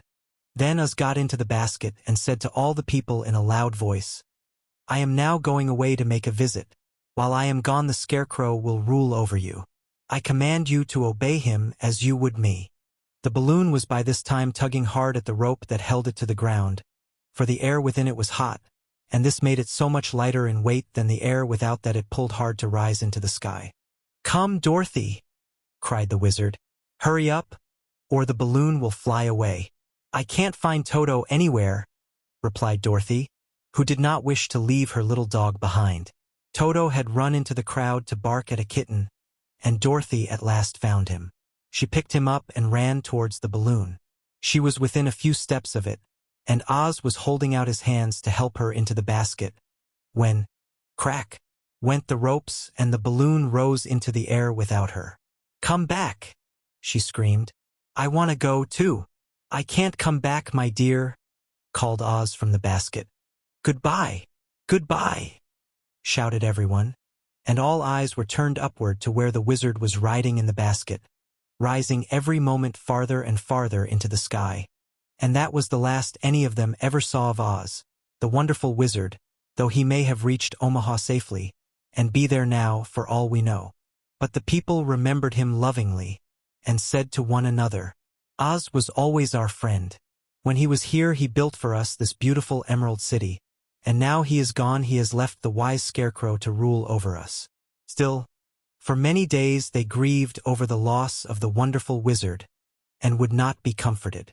Dorothy wept bitterly at the passing of her hope to get home to Kansas again. But when she thought it all over she was glad she had not gone up in a balloon. And she also felt sorry at losing Oz, and so did her companions. The Tin Woodman came to her and said, "Truly I should be ungrateful if I failed to mourn for the man who gave me my lovely heart. I should like to cry a little because Oz is gone, if you will kindly wipe away my tears, so that I shall not rust." "With pleasure," she answered, and brought a towel at once. Then the Tin Woodman wept for several minutes, and she watched the tears carefully and wiped them away with the towel. When he had finished, he thanked her kindly and oiled himself thoroughly with his jeweled oil can, to guard against mishap. The Scarecrow was now the ruler of the Emerald City, and although he was not a wizard the people were proud of him. For, they said, there is not another city in all the world that is ruled by a stuffed man. And, so far as they knew, they were quite right. The morning after the balloon had gone up with Oz, the four travelers met in the throne room and talked matters over. The Scarecrow sat in the big throne and the others stood respectfully before him. "We are not so unlucky," said the new ruler, "for this palace and the Emerald City belong to us, and we can do just as we please. When I remember that a short time ago I was up on a pole in a farmer's cornfield, and that now I am the ruler of this beautiful city, I am quite satisfied with my lot. I also," said the Tin Woodman, "am well pleased with my new heart, and really that was the only thing I wished in all the world. For my part, I am content in knowing I am as brave as any beast that ever lived, if not braver." said the lion modestly. If Dorothy would only be contented to live in the Emerald City, continued the Scarecrow, we might all be happy together. But I don't want to live here, cried Dorothy. I want to go to Kansas and live with Aunt Em and Uncle Henry. Well then, what can be done? Inquired the woodman. The Scarecrow decided to think, and he thought so hard that the pins and needles began to stick out of his brains. Finally he said, Why not call the winged monkeys and ask them to carry you over the desert? I never thought of that, said Dorothy joyfully. It's just the thing. I'll go at once for the golden cap. When she brought it into the throne room, she spoke the magic words. And soon the band of winged monkeys flew in through the open window and stood beside her. This is the second time you have called us, said the Monkey King, bowing before the little girl. What do you wish? I want you to fly with me to Kansas, said Dorothy. But the Monkey King shook his head. That cannot be done, he said. We belong to this country alone, and cannot leave it. There has never been a winged monkey in Kansas yet, and I suppose there never will be, for they don't belong there. We shall be glad to serve you in any way in our power, but we cannot cross the desert. Goodbye. And with another bow, the Monkey King spread his wings and flew away through the window, followed by all his band. Dorothy was ready to cry with disappointment. I have wasted the charm of the golden cap to no purpose, she said, for the winged monkeys cannot help me. It is certainly too bad, said the tender-hearted woodman.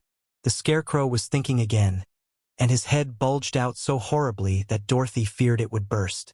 Let us call in the soldier with the green whiskers, he said, and ask his advice.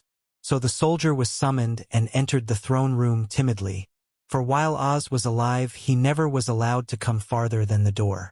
This little girl, said the Scarecrow to the soldier, wishes to cross the desert. How can she do so?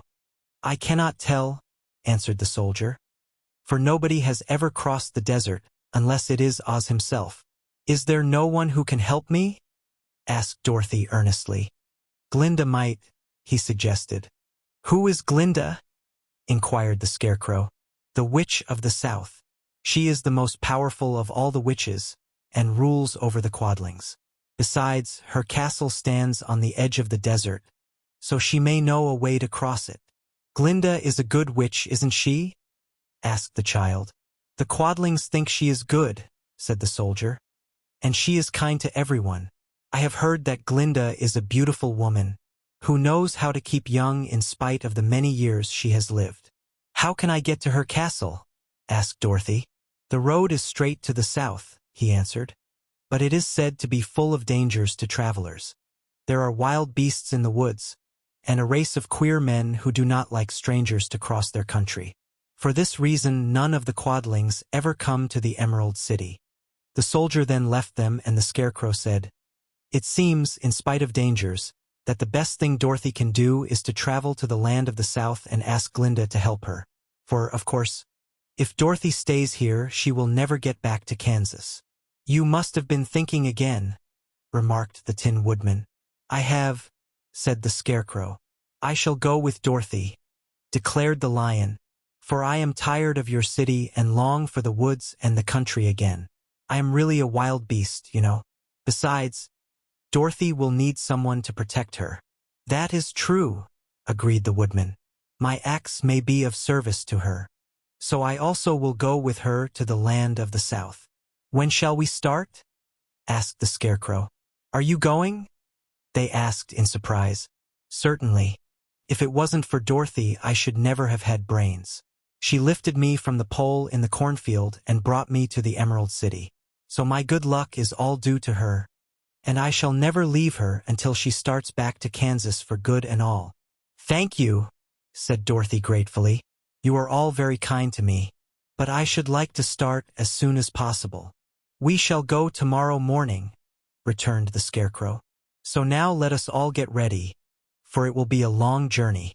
The next morning Dorothy kissed the pretty green girl goodbye, and they all shook hands with the soldier with the green whiskers, who had walked with them as far as the gate.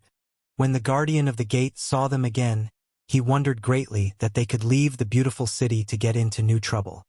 But he at once unlocked their spectacles, which he put back into the green box, and gave them many good wishes to carry with them. "You are now our ruler," he said to the Scarecrow. "So you must come back to us as soon as possible." "I certainly shall if I am able," the Scarecrow replied. "But I must help Dorothy to get home first." As Dorothy bade the good-natured guardian a last farewell, she said, "I have been very kindly treated in your lovely city, and everyone has been good to me. I cannot tell you how grateful I am." "Don't try, my dear," he answered. "We should like to keep you with us, but if it is your wish to return to Kansas, I hope you will find a way." He then opened the gate of the outer wall, and they walked forth and started upon their journey. The sun shone brightly as our friends turned their faces toward the land of the South. They were all in the best of spirits, and laughed and chatted together. Dorothy was once more filled with the hope of getting home, and the Scarecrow and the Tin Woodman were glad to be of use to her. As for the lion, he sniffed the fresh air with delight and whisked his tail from side to side in pure joy at being in the country again, while Toto ran around them and chased the moths and butterflies, barking merrily all the time. "City life does not agree with me at all," remarked the lion, as they walked along at a brisk pace. "I have lost much flesh since I lived there, and now I am anxious for a chance to show the other beasts how courageous I have grown." They now turned and took a last look at the Emerald City. All they could see was a mass of towers and steeples behind the green walls, and high up above everything the spires and dome of the Palace of Oz. "Oz was not such a bad wizard, after all," said the Tin Woodman, as he felt his heart rattling around in his breast. "He knew how to give me brains, and very good brains, too," said the Scarecrow. "If Oz had taken a dose of the same courage he gave me," added the lion, "he would have been a brave man." Dorothy said nothing. Oz had not kept the promise he made her, but he had done his best, so she forgave him, as he said he was a good man even if he was a bad wizard. The first day's journey was through the green fields and bright flowers that stretched about the Emerald City on every side. They slept that night on the grass, with nothing but the stars over them, and they rested very well indeed.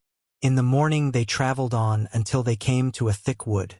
There was no way of going around it, for it seemed to extend to the right and left as far as they could see, and, besides, they did not dare change the direction of their journey for fear of getting lost. So they looked for the place where it would be easiest to get into the forest.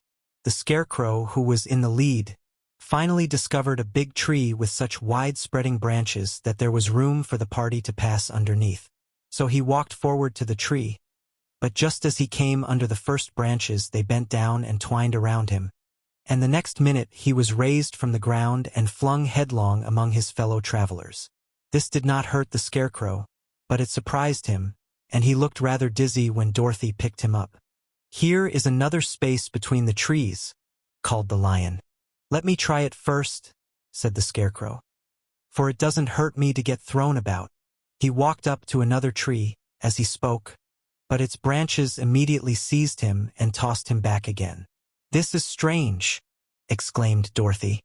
"What shall we do? The trees seem to have made up their minds to fight us and stop our journey," remarked the lion. "I believe I will try it myself," said the woodman, and shouldering his axe, he marched up to the first tree that had handled the Scarecrow so roughly.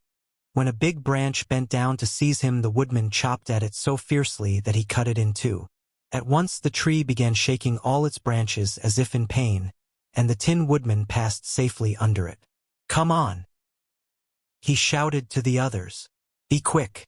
They all ran forward and passed under the tree without injury, except Toto, who was caught by a small branch and shaken until he howled.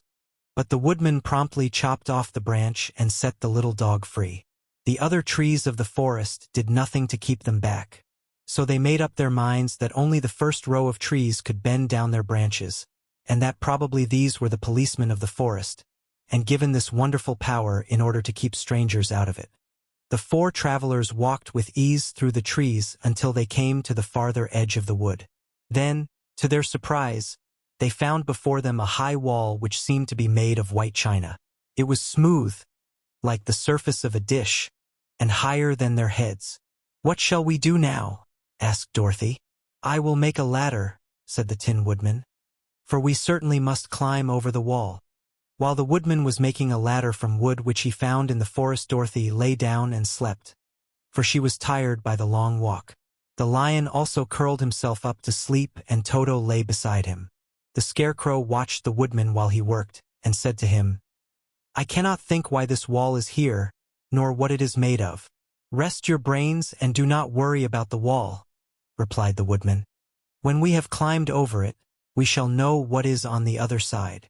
After a time, the ladder was finished. It looked clumsy, but the Tin Woodman was sure it was strong and would answer their purpose. The Scarecrow waked Dorothy and the lion and Toto, and told them that the ladder was ready. The Scarecrow climbed up the ladder first, but he was so awkward that Dorothy had to follow close behind and keep him from falling off. When he got his head over the top of the wall, the Scarecrow said, "Oh, my! Go on!" exclaimed Dorothy. So the Scarecrow climbed farther up and sat down on the top of the wall, and Dorothy put her head over and cried, "Oh, my!" just as the Scarecrow had done. Then Toto came up and immediately began to bark, but Dorothy made him be still. The lion climbed the ladder next, and the Tin Woodman came last, but both of them cried, "Oh, my!" as soon as they looked over the wall. When they were all sitting in a row on the top of the wall, they looked down and saw a strange sight. Before them was a great stretch of country having a floor as smooth and shining and white as the bottom of a big platter. Scattered around were many houses made entirely of china and painted in the brightest colors. These houses were quite small, the biggest of them reaching only as high as Dorothy's waist. There were also pretty little barns with china fences around them, and many cows and sheep and horses and pigs and chickens, all made of china, were standing about in groups. But the strangest of all were the people who lived in this queer country. There were milkmaids and shepherdesses, with brightly colored bodices and golden spots all over their gowns, and princesses with most gorgeous frocks of silver and gold and purple, and shepherds dressed in knee breeches with pink and yellow and blue stripes down them, and golden buckles on their shoes, and princes with jeweled crowns upon their heads, wearing ermine robes and satin doublets, and funny clowns in ruffled gowns, with round red spots upon their cheeks and tall, pointed caps. And, strangest of all, these people were all made of china, even to their clothes, and were so small that the tallest of them was no higher than Dorothy's knee. No one did so much as look at the travelers at first, except one little purple china dog with an extra-large head, which came to the wall and barked at them in a tiny voice, afterwards running away again. "How shall we get down?" asked Dorothy. They found the ladder so heavy they could not pull it up. So the Scarecrow fell off the wall, and the others jumped down upon him so that the hard floor would not hurt their feet. Of course they took pains not to light on his head and get the pins in their feet. When all were safely down, they picked up the Scarecrow, whose body was quite flattened out, and patted his straw into shape again. "We must cross this strange place in order to get to the other side," said Dorothy, "for it would be unwise for us to go any other way except due south." They began walking through the country of the China people, and the first thing they came to was a China milkmaid milking a China cow. As they drew near, the cow suddenly gave a kick and kicked over the stool, the pail, and even the milkmaid herself, and all fell on the china ground with a great clatter. Dorothy was shocked to see that the cow had broken her leg off, and that the pail was lying in several small pieces, while the poor milkmaid had a nick in her left elbow. "There!" cried the milkmaid angrily. "See what you have done. My cow has broken her leg, and I must take her to the mender's shop and have it glued on again. What do you mean by coming here and frightening my cow?"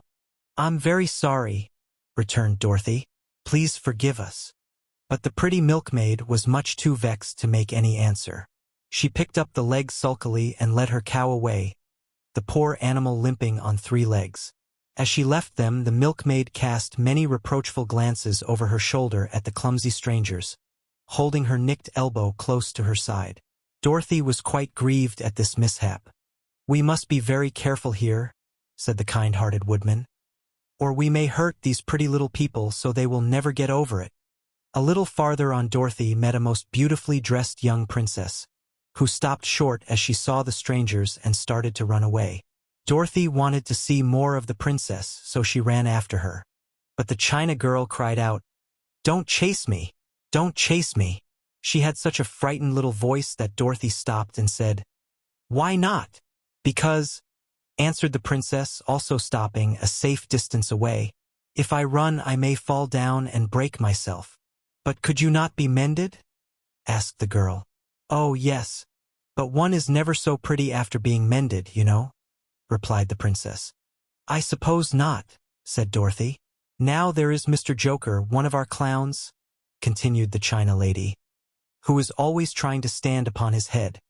He has broken himself so often that he is mended in 100 places, and doesn't look at all pretty. Here he comes now, so you can see for yourself."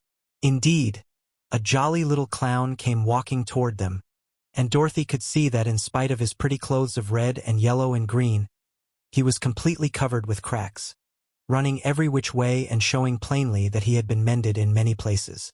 The clown put his hands in his pockets, and after puffing out his cheeks and nodding his head at them saucily, he said, "My lady fair, why do you stare at poor old Mr. Joker?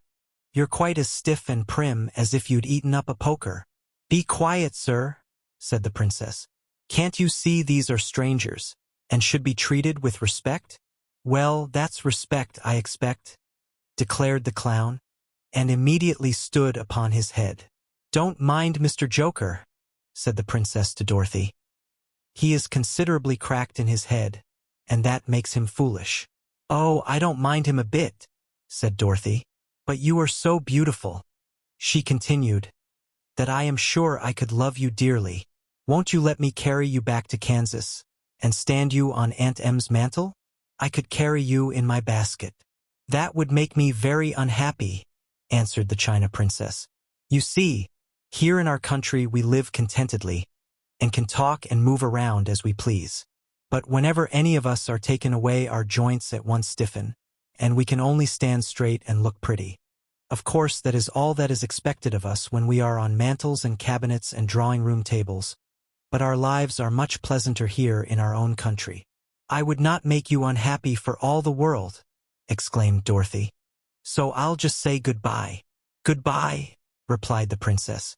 They walked carefully through the China country. The little animals and all the people scampered out of their way, fearing the strangers would break them, and after an hour or so the travelers reached the other side of the country and came to another China wall. It was not so high as the first, however, and by standing upon the lion's back they all managed to scramble to the top. Then the lion gathered his legs under him and jumped on the wall.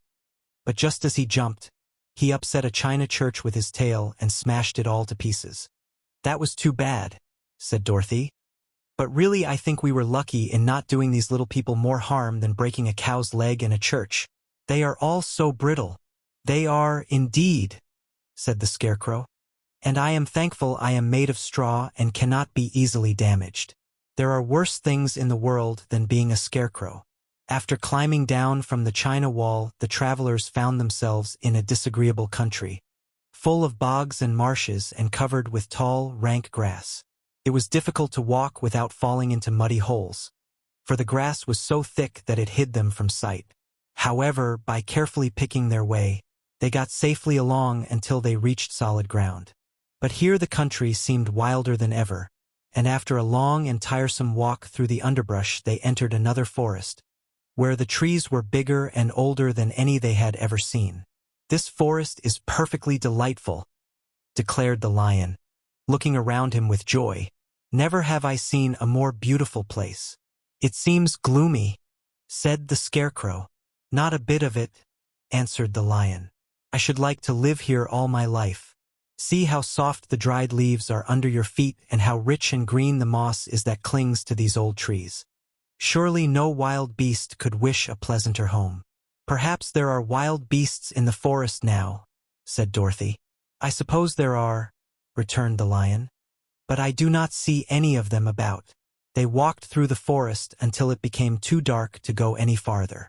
Dorothy and Toto and the lion lay down to sleep, while the woodman and the Scarecrow kept watch over them as usual. When morning came, they started again. Before they had gone far they heard a low rumble, as of the growling of many wild animals. Toto whimpered a little, but none of the others was frightened, and they kept along the well-trodden path until they came to an opening in the wood, in which were gathered hundreds of beasts of every variety. There were tigers and elephants and bears and wolves and foxes and all the others in the natural history, and for a moment Dorothy was afraid. But the lion explained that the animals were holding a meeting, and he judged by their snarling and growling that they were in great trouble. As he spoke, several of the beasts caught sight of him, and at once the great assemblage hushed as if by magic. The biggest of the tigers came up to the lion and bowed, saying, "Welcome, O King of Beasts!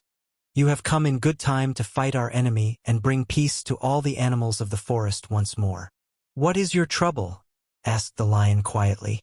"We are all threatened," answered the tiger, "by a fierce enemy which has lately come into this forest. It is a most tremendous monster, like a great spider, with a body as big as an elephant and legs as long as a tree trunk. It has 8 of these long legs, and as the monster crawls through the forest he seizes an animal with a leg and drags it to his mouth, where he eats it as a spider does a fly.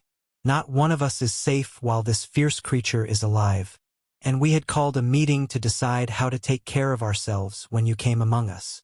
The lion thought for a moment. "Are there any other lions in this forest?" he asked. "No, there were some, but the monster has eaten them all. And, besides, they were none of them nearly so large and brave as you. If I put an end to your enemy, will you bow down to me and obey me as king of the forest?" inquired the lion. "We will do that gladly," returned the tiger, and all the other beasts roared with a mighty roar. "We will!" "Where is this great spider of yours now?" asked the lion. "Yonder, among the oak trees," said the tiger, pointing with his forefoot. "Take good care of these friends of mine," said the lion, "and I will go at once to fight the monster." He bade his comrades goodbye and marched proudly away to do battle with the enemy. The great spider was lying asleep when the lion found him, and it looked so ugly that its foe turned up his nose in disgust. Its legs were quite as long as the tiger had said, and its body covered with coarse black hair. It had a great mouth with a row of sharp teeth a foot long, but its head was joined to the pudgy body by a neck as slender as a wasp's waist. This gave the lion a hint of the best way to attack the creature, and as he knew it was easier to fight it asleep than awake, he gave a great spring and landed directly upon the monster's back. Then, with one blow of his heavy paw, all armed with sharp claws, he knocked the spider's head from its body. Jumping down, he watched it until the long legs stopped wiggling, when he knew it was quite dead. The lion went back to the opening where the beasts of the forest were waiting for him and said proudly, "You need fear your enemy no longer." Then the beasts bowed down to the lion as their king, and he promised to come back and rule over them as soon as Dorothy was safely on her way to Kansas. The 4 travelers passed through the rest of the forest in safety, and when they came out from its gloom saw before them a steep hill, covered from top to bottom with great pieces of rock. "That will be a hard climb," said the Scarecrow, "but we must get over the hill nevertheless." So he led the way and the others followed. They had nearly reached the first rock when they heard a rough voice cry out, "Keep back!" "Who are you?" asked the Scarecrow. Then a head showed itself over the rock and the same voice said, "This hill belongs to us, and we don't allow anyone to cross it."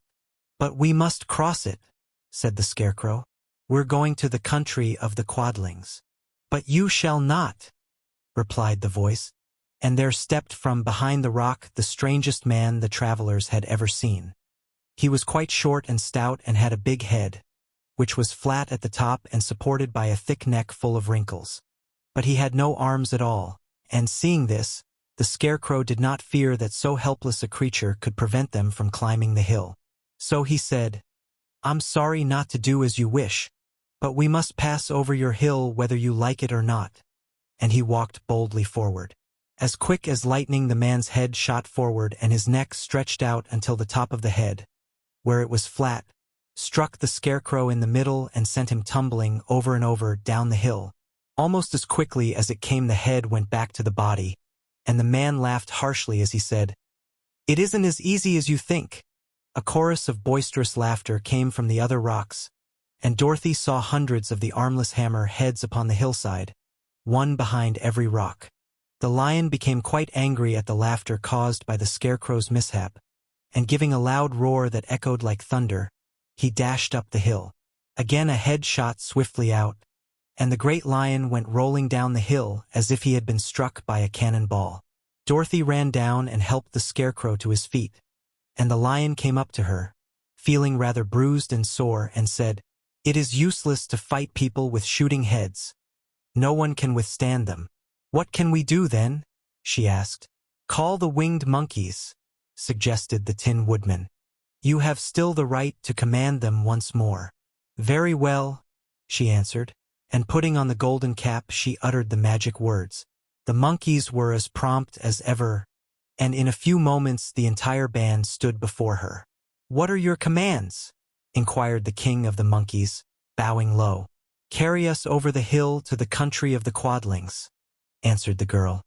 "It shall be done," said the king, and at once the winged monkeys caught the 4 travelers and Toto up in their arms and flew away with them. As they passed over the hill, the hammerheads yelled with vexation, and shot their heads high in the air, but they could not reach the winged monkeys, which carried Dorothy and her comrades safely over the hill and set them down in the beautiful country of the Quadlings. "This is the last time you can summon us," said the leader to Dorothy. "So goodbye and good luck to you." "Goodbye, and thank you very much," returned the girl, and the monkeys rose into the air and were out of sight in a twinkling. The country of the Quadlings seemed rich and happy. There was field upon field of ripening grain, with well-paved roads running between, and pretty rippling brooks with strong bridges across them. The fences and houses and bridges were all painted bright red, just as they had been painted yellow in the country of the Winkies and blue in the country of the Munchkins. The Quadlings themselves, who were short and fat and looked chubby and good-natured, were dressed all in red, which showed bright against the green grass and the yellowing grain. The monkeys had set them down near a farmhouse, and the 4 travelers walked up to it and knocked at the door. It was opened by the farmer's wife, and when Dorothy asked for something to eat, the woman gave them all a good dinner, with 3 kinds of cake and 4 kinds of cookies, and a bowl of milk for Toto. "How far is it to the castle of Glinda?" asked the child. "It is not a great way," answered the farmer's wife. "Take the road to the south and you will soon reach it." Thanking the good woman, they started afresh and walked by the fields and across the pretty bridges until they saw before them a very beautiful castle. Before the gates were 3 young girls, dressed in handsome red uniforms trimmed with gold braid, and as Dorothy approached, one of them said to her, "Why have you come to the South Country?" "To see the good witch who rules here," she answered. "Will you take me to her? Let me have your name, and I will ask Glinda if she will receive you." They told who they were, and the girl soldier went into the castle. After a few moments she came back to say that Dorothy and the others were to be admitted at once. Glinda the Good Witch grants Dorothy's wish. Before they went to see Glinda, however, they were taken to a room of the castle, where Dorothy washed her face and combed her hair, and the lion shook the dust out of his mane, and the Scarecrow patted himself into his best shape, and the woodman polished his tin and oiled his joints. When they were all quite presentable, they followed the soldier girl into a big room where the witch Glinda sat upon a throne of rubies. She was both beautiful and young to their eyes. Her hair was a rich red in color and fell in flowing ringlets over her shoulders. Her dress was pure white, but her eyes were blue, and they looked kindly upon the little girl. "What can I do for you, my child?" she asked.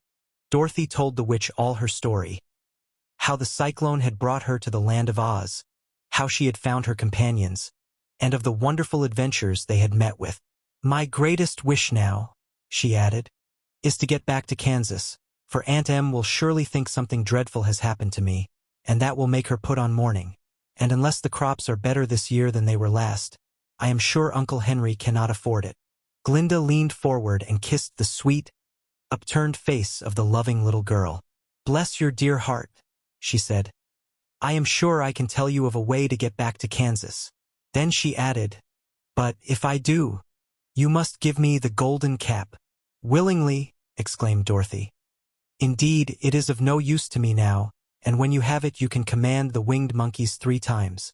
And I think I shall need their service just those 3 times, answered Glinda, smiling.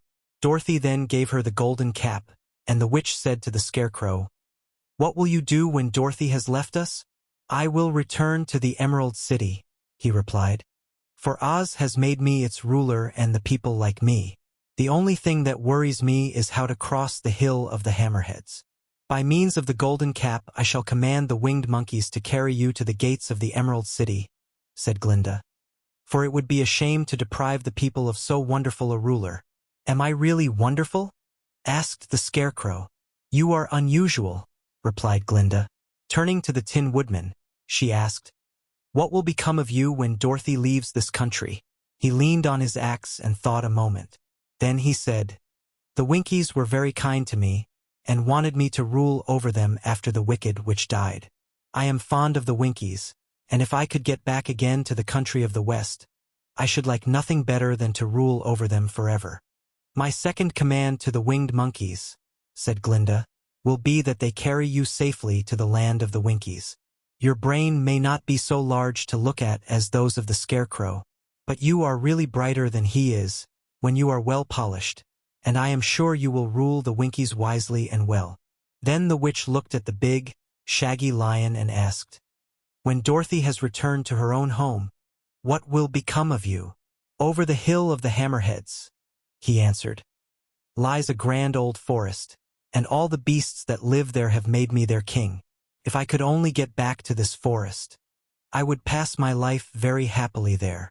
"My third command to the winged monkeys," said Glinda, "shall be to carry you to your forest. Then, having used up the powers of the golden cap, I shall give it to the king of the monkeys, that he and his band may thereafter be free for evermore." The Scarecrow and the Tin Woodman and the lion now thanked the Good Witch earnestly for her kindness, and Dorothy exclaimed, "You are certainly as good as you are beautiful. But you have not yet told me how to get back to Kansas." "Your silver shoes will carry you over the desert," replied Glinda. "If you had known their power, you could have gone back to your Aunt Em the very first day you came to this country." "But then I should not have had my wonderful brains," cried the Scarecrow. "I might have passed my whole life in the farmer's cornfield." "And I should not have had my lovely heart," said the Tin Woodman. "I might have stood and rusted in the forest till the end of the world." "And I should have lived a coward forever," declared the lion. "And no beast in all the forest would have had a good word to say to me." "This is all true," said Dorothy, "and I am glad I was of use to these good friends. But now that each of them has had what he most desired, and each is happy in having a kingdom to rule besides, I think I should like to go back to Kansas." "The silver shoes," said the Good Witch, "have wonderful powers, and one of the most curious things about them is that they can carry you to any place in the world in 3 steps, and each step will be made in the wink of an eye. All you have to do is to knock the heels together 3 times and command the shoes to carry you wherever you wish to go." "If that is so," said the child joyfully, "I will ask them to carry me back to Kansas at once." She threw her arms around the lion's neck and kissed him, patting his big head tenderly. Then she kissed the Tin Woodman, who was weeping in a way most dangerous to his joints. But she hugged the soft, stuffed body of the Scarecrow in her arms instead of kissing his painted face, and found she was crying herself at this sorrowful parting from her loving comrades. Glinda the Good stepped down from her ruby throne to give the little girl a goodbye kiss, and Dorothy thanked her for all the kindness she had shown to her friends and herself. Dorothy now took Toto up solemnly in her arms, and having said one last goodbye, she clapped the heels of her shoes together 3 times, saying, "Take me home to Aunt Em." Instantly she was whirling through the air, so swiftly that all she could see or feel was the wind whistling past her ears. The silver shoes took but 3 steps, and then she stopped so suddenly that she rolled over upon the grass several times before she knew where she was. At length, however, she sat up and looked about her. "Good gracious!" she cried, for she was sitting on the broad Kansas prairie, and just before her was the new farmhouse Uncle Henry built after the cyclone had carried away the old one. Uncle Henry was milking the cows in the barnyard, and Toto had jumped out of her arms and was running toward the barn, barking furiously. Dorothy stood up and found she was in her stocking feet, for the silver shoes had fallen off in her flight through the air, and were lost forever in the desert. Aunt Em had just come out of the house to water the cabbages when she looked up and saw Dorothy running toward her. "My darling child!" she cried, folding the little girl in her arms and covering her face with kisses. "Where in the world did you come from?" "From the land of Oz," said Dorothy gravely. "And here is Toto, too. And oh, Aunt Em, I'm so glad to be at home again."